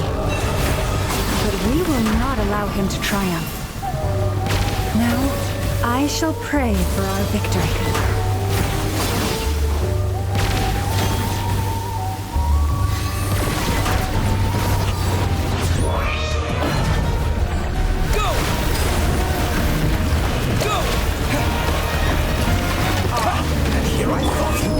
No more lies. Can't hide the truth.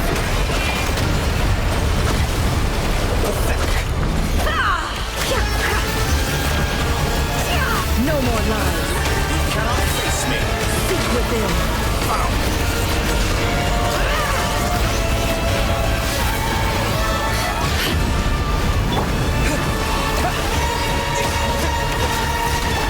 It all adds up. Can't hide the truth. Moon's remnants fall.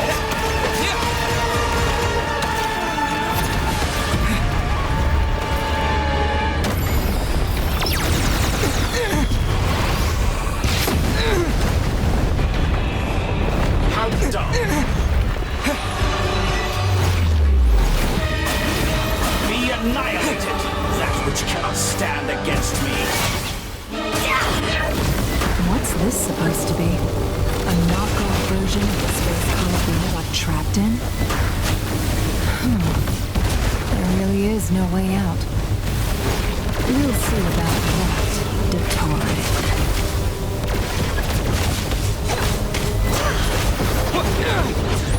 And my apologies, I have not intended to take your teammates from you. But you have a choice. Obey, and I can release them. An excellent deal, if you ask me.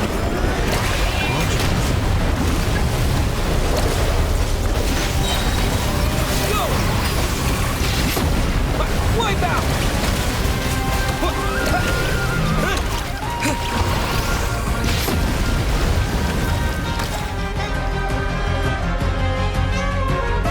I'm aware you've been working on some little tricks to surprise me with, but it appears that none of them have come to fruition.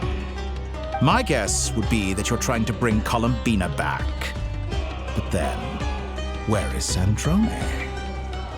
Or are you trying to buy time for her? I always found their friendship to be a curious phenomenon. Two highly incongruent personalities, and yet they share a deep connection. Speaking of Columbina, I once saw her as like a younger sister.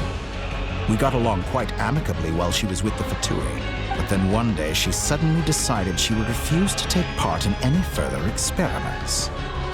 To this day, I truly don't understand what I could have done to upset her so much. It's such a pity. I could have had a sister, a family. But alas, she grew to dislike me. You're not fit to be family to her. That I can't deny. So many people, all obsessed with playing out the same tired old dramas. This world is rotten to the core. And then there's you. You had every opportunity to reach the right conclusion. The thought of killing you off like this? But I maintain that I approached you in good faith, so I will offer you another chance. Will you work with me? You have until I count to 10 to make your choice. 1, 2, 2, 3. Not in a million years.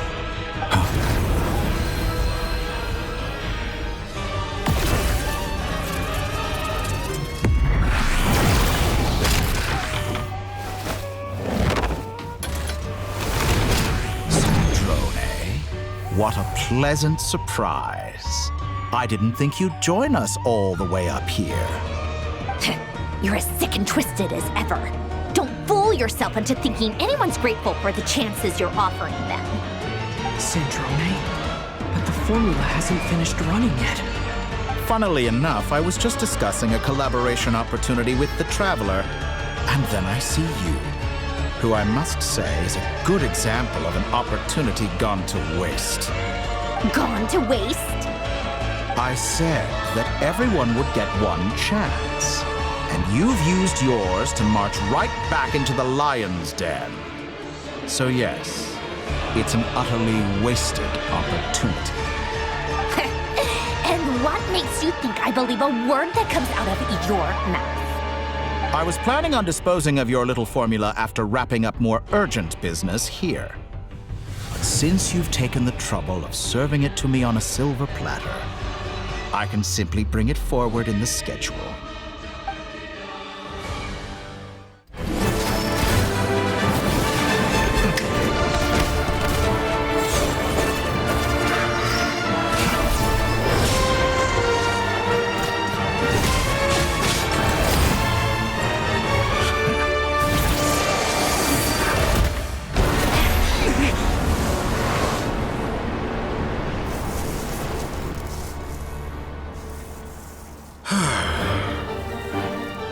Is this your life's work?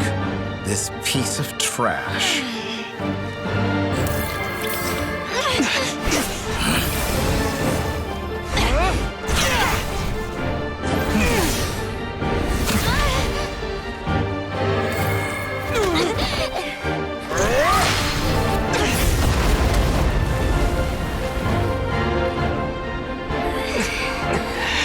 Your formula runs too slowly, Sandrone. You put your hope for success on others instead of fighting dirty. That is why you have failed. Now, whom should I slay first? Any volunteers? No one? How nice of you to leave the decision to me.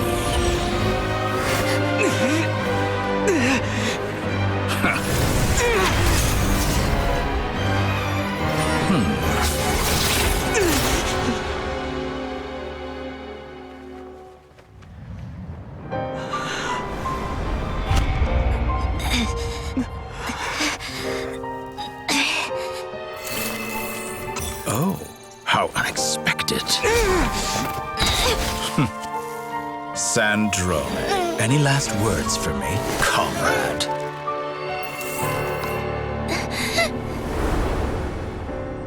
Is there anything you wish for? Not really. But I've always known what I don't want. Go to hell, Dottore.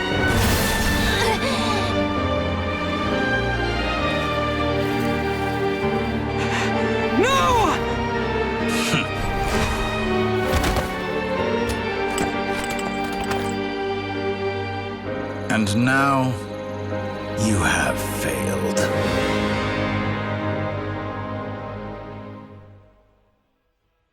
Sandrone! Now you see how fragile mechanical contraptions are. Just a gentle tap, and they fall to pieces. However keen of an inventor Sandrone may have been, her death spells the end of the formula that was running inside her body. Of course, I have to commend her for making it this far. As her colleague, I have to admire her stubborn tenacity. Now, it is time for you to take your place by my side. My count was interrupted, but the second chance I extended to you still stands. Once again, you are welcome to join me. By now, I'm sure you have gained a greater appreciation for the power and authority I wield. What is stopping you from embracing a new world of endless possibilities? Not in the mood to talk? As you wish.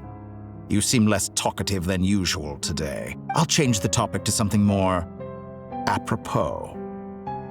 Sandrone was always like this, never trusting anyone, always so reluctant to share her research with them. Objectively speaking, she had her strengths. It is remarkable how she extracted and even optimized the world formula from so much data, but her inability to trust was her undoing. Had she allowed someone else to monitor or run the formula for her, you might still have a chance at victory even now. But regrettably, she was a stubborn fool. As much as it pains me, she had to go. Dottore, maybe this is news to you, but people can change. Columbina surprised you when she escaped. And I think Sandrone would surprise you too. Change?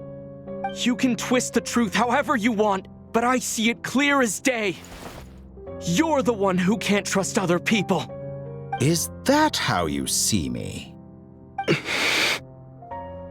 By this point, what can you hope to do about it?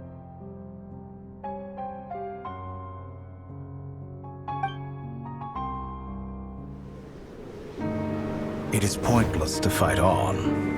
You've already lost. Wrong. You can't win this, Dottore.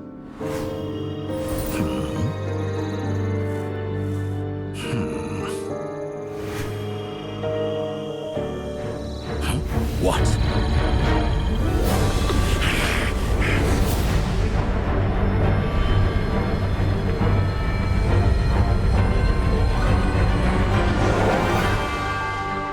My formula can get us 90% of the way. It will connect you to Columbina. Then, I will bring the formula's output to the Traveler's side.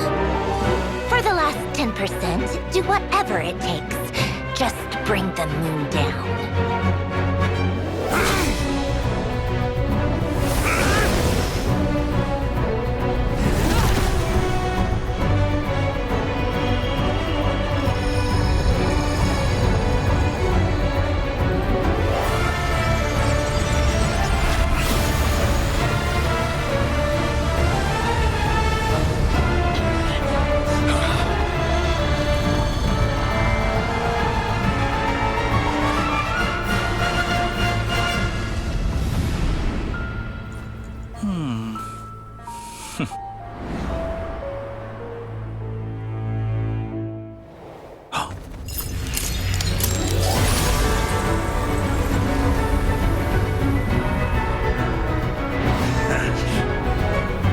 The moon will never be yours!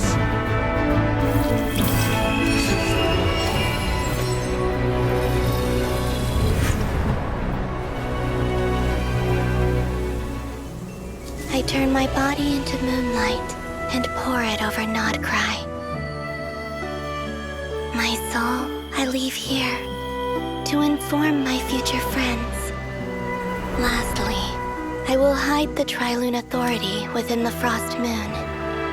And when my body, soul, and authority are reunited, finally...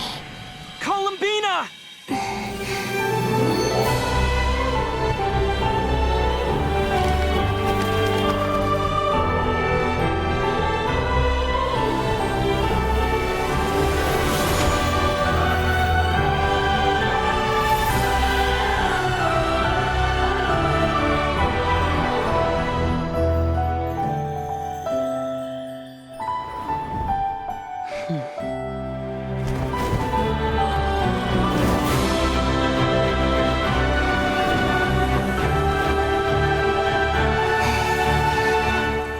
It's been too long. I'm back.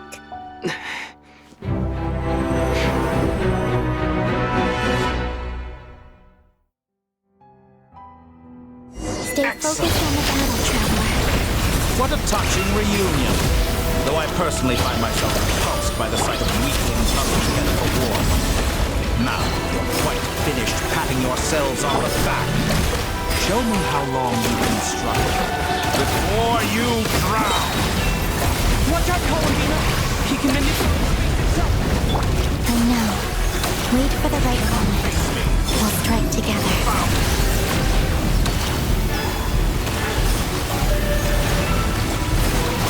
Pathetic.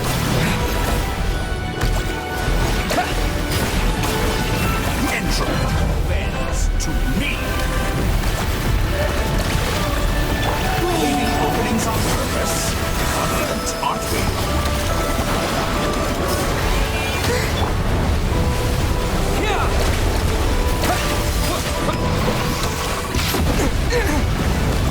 Go! How dumb!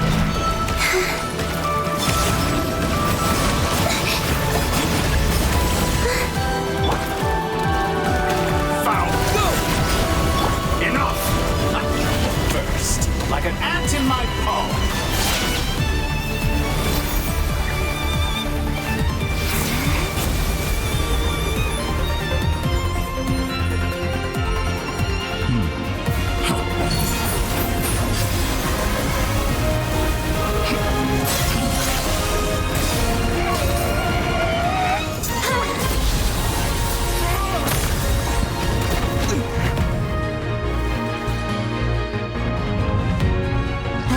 You the new moon's blessing. The new moon shines upon you. I am growing weary of your stuff. It's over, Dottore!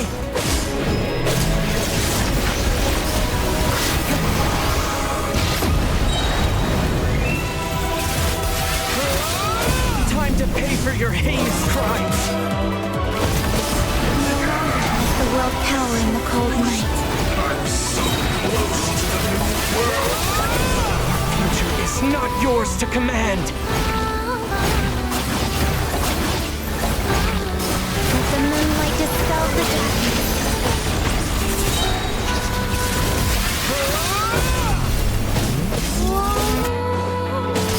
Everlasting was the moon. In this rotten, decaying world.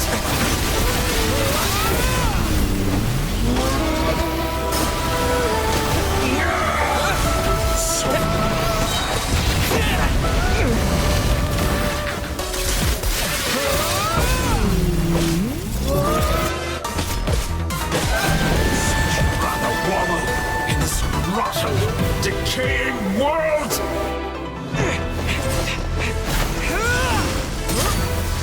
Willfully blind. How can you be so satisfied with your fate?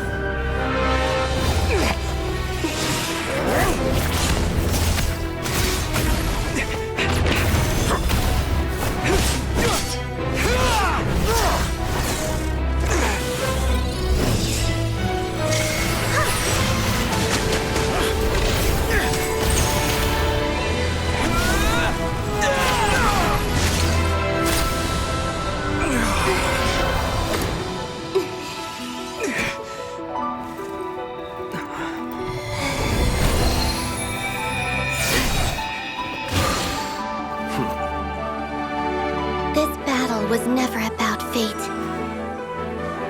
It's about friends, family, and the home you stole from them. So dull. Only the weak rely on each other for comfort. You shall see. Once I transcend fate, you will be nothing but fodder for my grand experiment! That will never happen.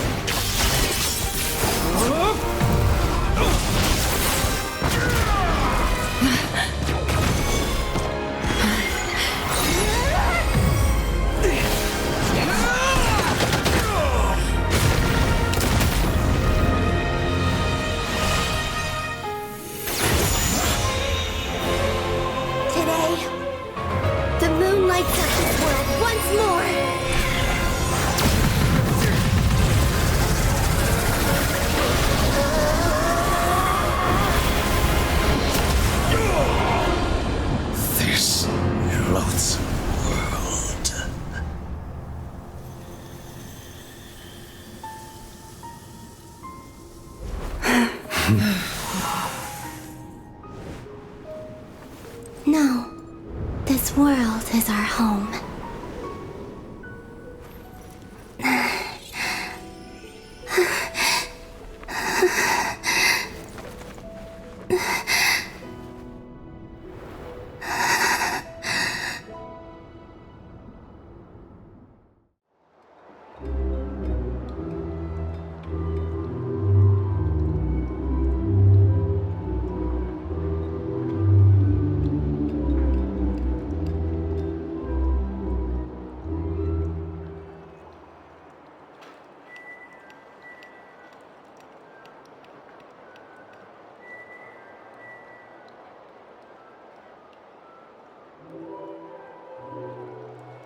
No, you're doing it wrong. The moon looks like this now. What are you drawing, children? The new moon, Mom. It looks different than before, doesn't it? Also... Can I go buy a sugar sculpture today? All right. I suppose today is a special day after all. Almost like a festival. Extra, extra! Get the latest Nasha Express here! Post-disaster report! Nasha Town reborn beneath a new moon! The voyage begins today! The future looks bright thanks to the League. Want a copy? I knew things would be different, but I didn't think that would include the moon. They say a new moon goddess has been born. A new moon goddess? Who's saying that? The Frost Moon Scions? I guess so. I'm not too clued up on the details. As far as I'm concerned, the moon's still in the sky and it's business as usual. Hey, since we've come all this way, shall we grab ourselves a free meal while we're here? Are you a convert now? Or are you just here for the free lunch? Oh, come on, what does it matter? After everything we've all just been through? That smells good. All right, that's it. I'm hungry. Time to eat. Come on! We gotta get there early, or there won't be any good spots left! Shh, keep it down. This is a residential area. What if people are still sleeping?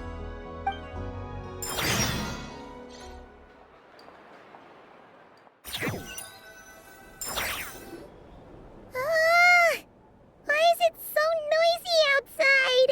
It's okay. Paimon was pretty much awake anyway. It's been so long since we last had a chance to relax, huh? Feels like time is moving slower than usual. What about you? Did you rest well?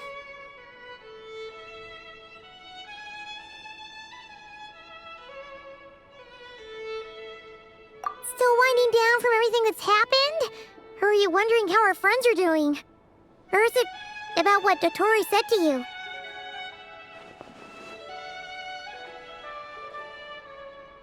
Okay, if you say so. But don't push yourself, alright? Let Paimon know if you need to talk. What we just went through was a lot. It's totally normal if you need some time to get back in your groove. Luonatar disappeared after Columbina came back. Apparently, she was part of Columbina's soul or something. Still, Paimon kind of misses Luonatar somehow. But anyway, you did great. So did Paimon. We all worked our butts off to contain this disaster, and in the end, we made it. So, chin up, Traveler. You should be proud of yourself.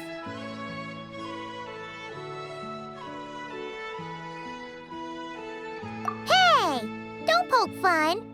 You should be glad that Paimon's growing as a person. Paimon didn't think you'd mention it. You have no idea how anxious Paimon was. She was worried sick about you.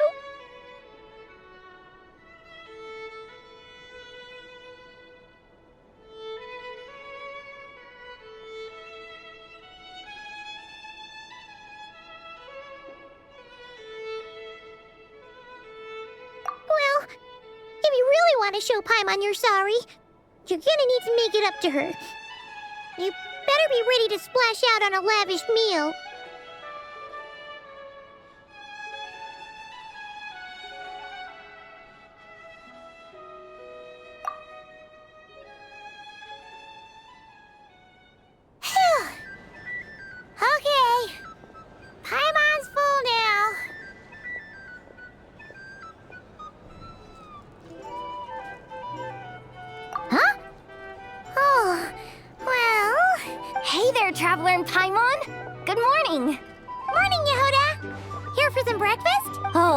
I've already eaten. Just need some water. I was mostly worried you might forget what day it was today. So, I came over to remind you. Careful there, Paimon. Too much food will make you drowsy. You should probably be saying that to Aino. True. You know, I'm surprised that all these competing groups are actually coming together to try to solve things together. Definitely a first for Nodcry. Well, nothing like a region-wide calamity to bring people together. After that, surely even the most self-interested people have to realize that going it alone isn't worth the risk, right? Try telling Boss Neff that. She's not exactly convinced that people are gonna get with the program. Really? But if she's so pessimistic about it, why'd she agree to be the curator? Probably 'cause even though Unity sounds like a pretty far-fetched idea, the benefits it would bring make it worth a shot. I think things will work out, though. I swear, Nodcry feels like one big family now with everything that's happened. More than it used to, anyway. Paimon's with you on that one. And it seems like plenty of other people agree, too. Just listen to the bustling streets. All right. Everyone's been rebuilding these last 2 weeks, and the evacuees have been coming back in droves. Life's slowly returning back to normal. Which means my workload's probably gonna shoot back up. Were you about to head out? There's still some time before the ceremony begins. Yeah, we were gonna take a stroll around the square and say hi to some friends. Sounds good.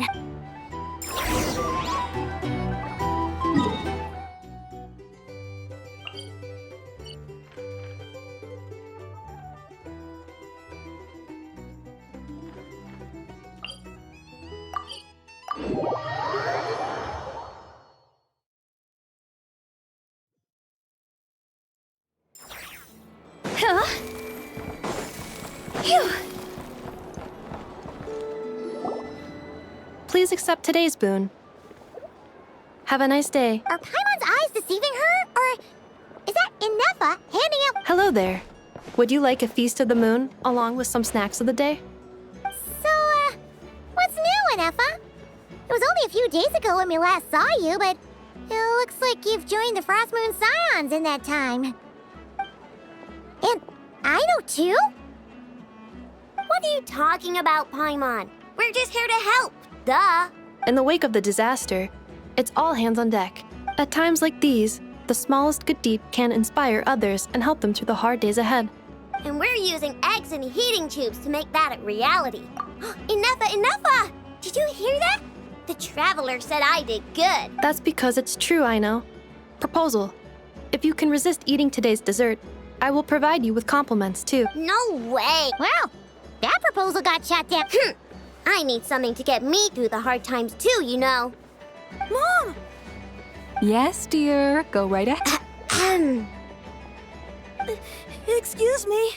Could I take a photo with the robot lady? She helped us get safely out of Nodcry, and she helped us get back home, too. Of course she is. And since I'm the whiz kid who built her...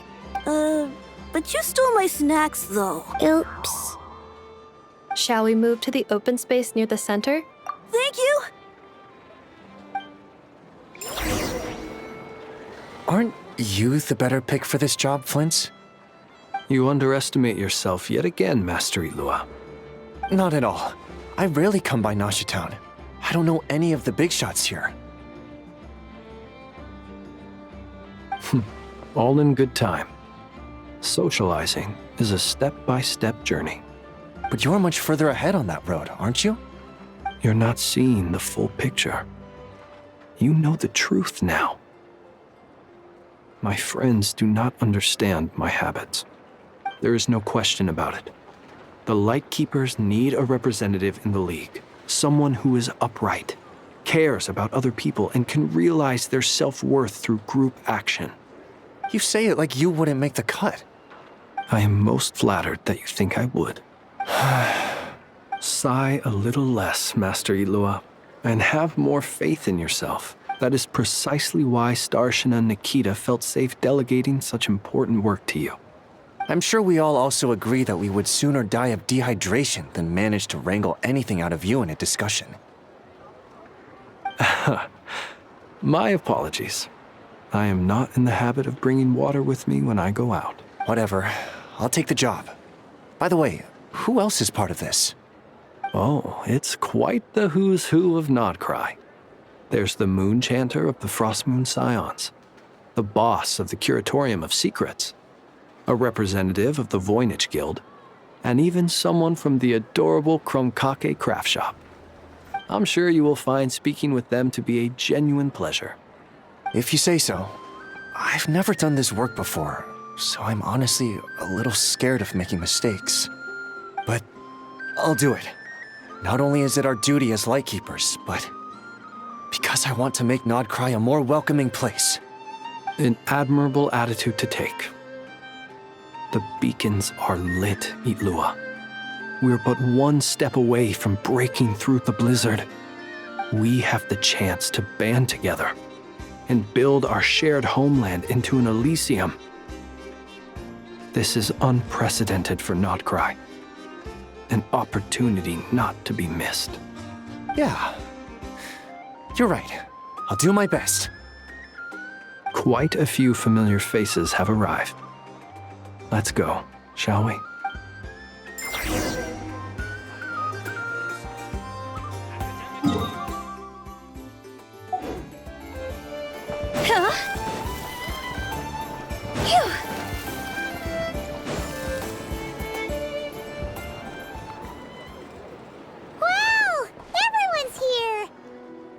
You seem well rested. I know no one's asked, but I'm sure you all want to know, so let me just say, we're doing great. Thanks. Well, great, but not perfect. I'm sure you had a sneaky swig or two. Wait, how'd you... I'm sure you must be missing Mondstadt after all these years away, Greg. Yeah, you could say that again. Every time I get news from Mondstadt, it makes me want to go back and see the place for myself. Honestly, once things are wrapped up here, I think it'll be time to head back home. Hey, looks like someone's taking the stage. Can everyone see okay? Anyone need a boost? I'll just listen from the back. It's fine. You're taking this pretty seriously. Well, it's not every day that I get the chance to see how people speak in official settings. Soak it up like a sponge. I'll make sure you get a chance to practice for yourself later down the line. Actually, I know just the thing. You can debrief the Knights of Favonius for me. Mr. Varka, are you forgetting that I'm not a Knight of Favonius? I can knight you. Any particular title you'd like? Is he joking? I really can't tell. You'll have to figure this one out for yourself. It'll be a good learning experience. It is my honor to host the opening ceremony for the League, and to have this opportunity to speak to you all in my capacity as Voynich Guild representative. Could this person also have been pushed onto the big stage by the real big shots? Guess I'm not the only one then. We come here today, having weathered the trials and hardships of yesterday, and having learned from them the importance of unity and cooperation. All right, here we go. Uh-oh, looks like Aino's off in Dreamland already. Wait, Boss is looking kinda drowsy too. What's up with her?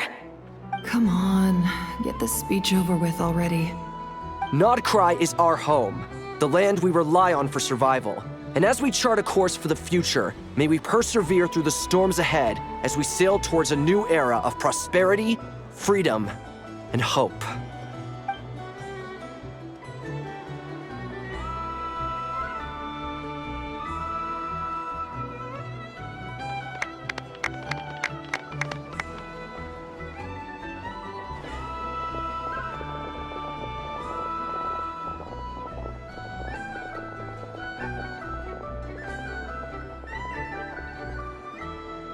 Looks like we'll have more opportunities to travel in the future. I'm sure you'll cope, Lady Moon Chanter. given how fleet of foot you are. Unfortunately, I suspect I'll be too busy at the curatorium to act as your host.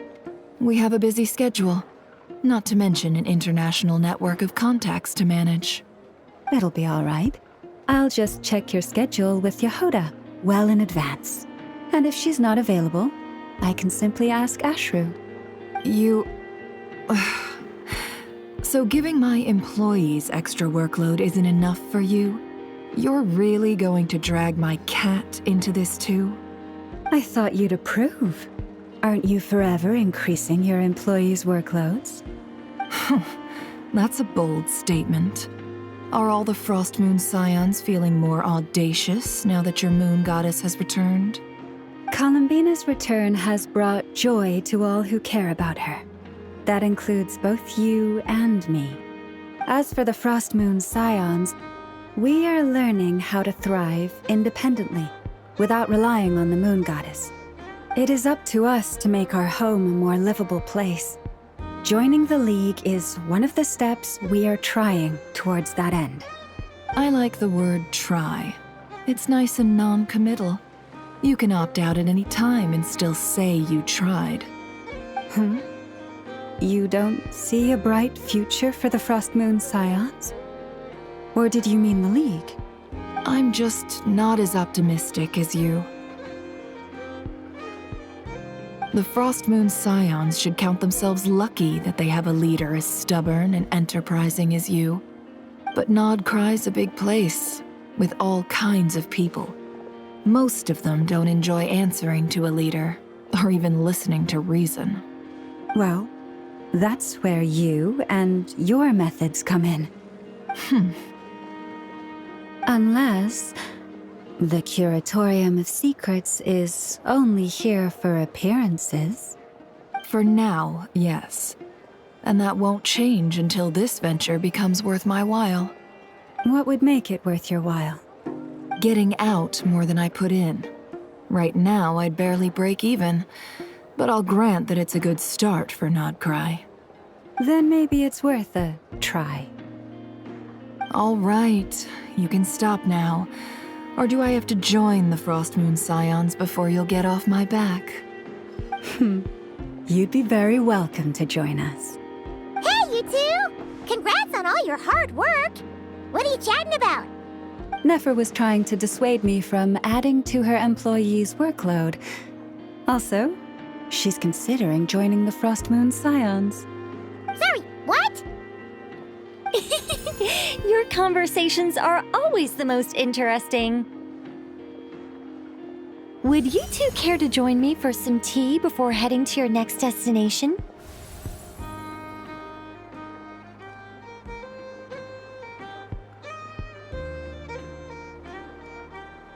Nicole? Wait, where are you? Aren't you gonna show up today? Sadly not. I'm otherwise occupied right now. I'm sorry, Paimon.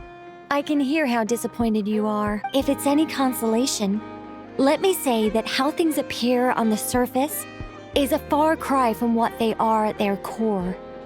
Perhaps you'll feel better if you focus on the fact you have a special line of communication with the great mage herself. Okay? Has something happened? No, or not yet, anyway. Well, that's not ominous at all. Not for the time. Just think of this as a general check-in to make sure this communication system is still running smoothly. Besides, it's good to chat once in a while if we want to maintain our friendship. You could have just said so. Haven't got all worked up for nothing. Still, the best friendships are built through face-to-face interaction, you know. It's never gonna stop being weird having tea with you when you're not there and just talking to thin air. All right, fair point. I'll bear that in mind for next time.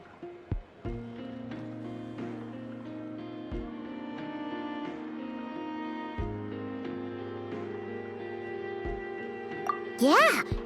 Any update on that crisis at the world's borders? Alice just informed me that they had their work cut out for them. And now everyone's thoroughly exhausted. But they did finally get things back under control. The disruption caused by this disaster has made Teyvat easier to detect from the outside universe. She plans to wait for things to stabilize, then reschedule her Mondstadt vacation plans. As for me, I agree with Hat Guy's perspective. This is a time when many new variables are emerging, and the situation is changing constantly. Plus, most of this change is for the worse. We have to remain vigilant and ensure that the embers of chaos are not rekindled. I did notice that the energy in Nodcry changed somewhat after the War of Funerary Flame, but since it was still aligned with the Light Realm, I never gave it a second thought. It looks like I'll have to examine the connections between phenomena I observe more closely in the future. Just doing my duty. It's more or less second nature by now.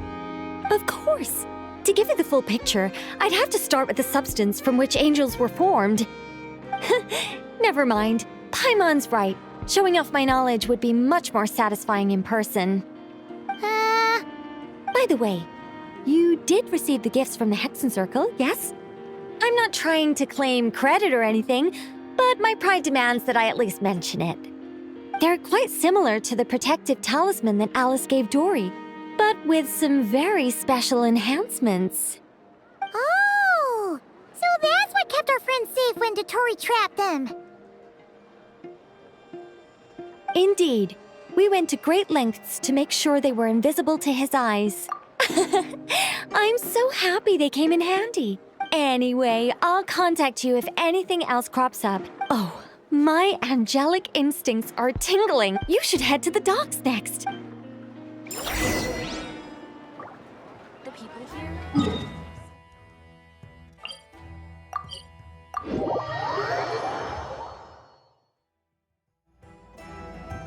Silly chirp. Go!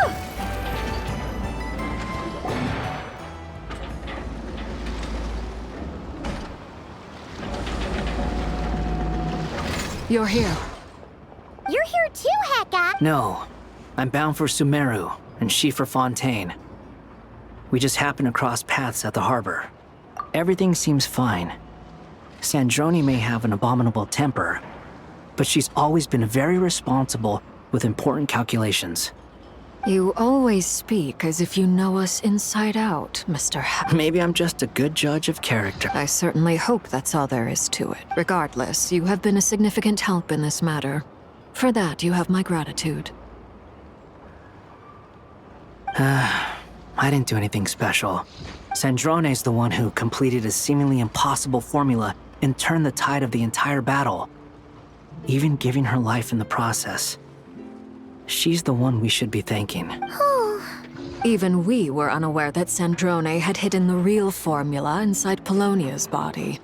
She managed to fool Dottore into thinking the formula was running in her system by installing an identical-looking decoy with... She probably realized that she didn't have the strength to stop Dottore. But this way, she could at least get him to lower his guard. She always worked like that. Well, that's why I'm traveling to Fontaine. She made a request of me long ago, and the time has come to fulfill it. She said that should she ever fail in a mission, she'd like me to deliver her core and Polonia's to the Fontaine Research Institute. She also mentioned that she had made arrangements for people there to set her affairs in order. Some of her personal effects, such as her notes, were left to me. I've decided to take them back to the House of the Hearth for safekeeping. However, there is one book among them that I'd like to leave in your care. No. I was specifically warned not to tell her. This is her last wish, and I will abide by it. I can only hope so, but none of us here can know for certain. I bade farewell to Columbina earlier today. As promised, she turned the iridescent moon's marrow over to me. She spent a long time with Sandrone's body, saying her goodbyes. Is she alright? Sandrone's passing has left a great wound in all of our hearts. It will take time to heal, but Columbina surprised me. She offered me some words of comfort before I departed. Despite being grief-stricken herself, she showed an awareness of the feelings of others around her. She never used to act like this. Clearly, she has grown. And I suspect that we have you to thank for much of the change we are seeing in her. Huh. After these recent events, the Tsaritsa has revoked the Pale Star Edict. Snezhnaya now realizes that the arrest warrant for Columbina was just a ploy by Dottore, who coveted her powers. I shall return to Nodcry to see her as soon as I find the time. I hope that from now on, she too will explore more of the world. Columbina Hyposelenia's journey is only beginning. My ship is here. Traveler, Paimon, we shall meet again. You too, Hat Guy. What are you still bumming around for? Isn't Columbina waiting for you? I thought today was the day you'd agree with her to go find out the truth about your sibling. You're afraid you won't like the truth when you see it. Well, this is new. I was starting to think that nothing could scare you. Don't say that! Wouldn't you be if you were in this situation? Fair point. But I'd say I have more experience facing up to unpleasant truths than the Traveler. They say blood's thicker than water. I know how much you need your family back. No matter what the truth turns out to be, they will stick by you and support you. Whatever decision you make, finding the truth is important. But more important still is what you choose to do once you've found it.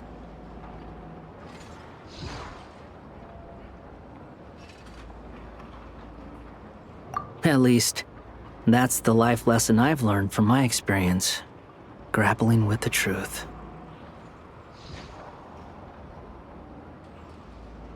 What? Now that Dottore's dead and gone? A little, I guess. But it hasn't solved everything. Maybe I regret not getting to end his life with my own hands. Or maybe it's something else. But for whatever reason, I still feel like I have a chip on my shoulder. Either way, I'm going back to Sumeru.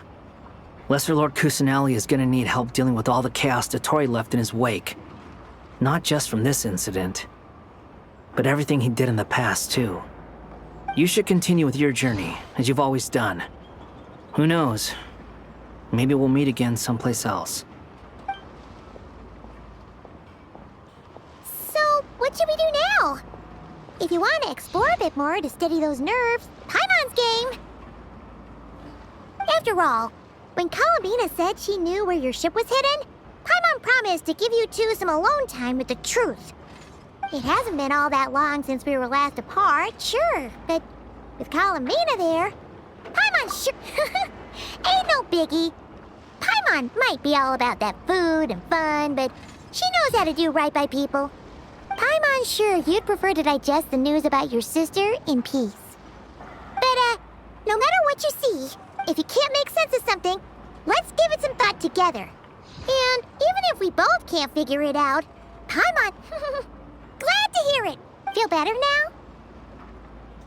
Alrighty. Next up, time to meet with Columbine.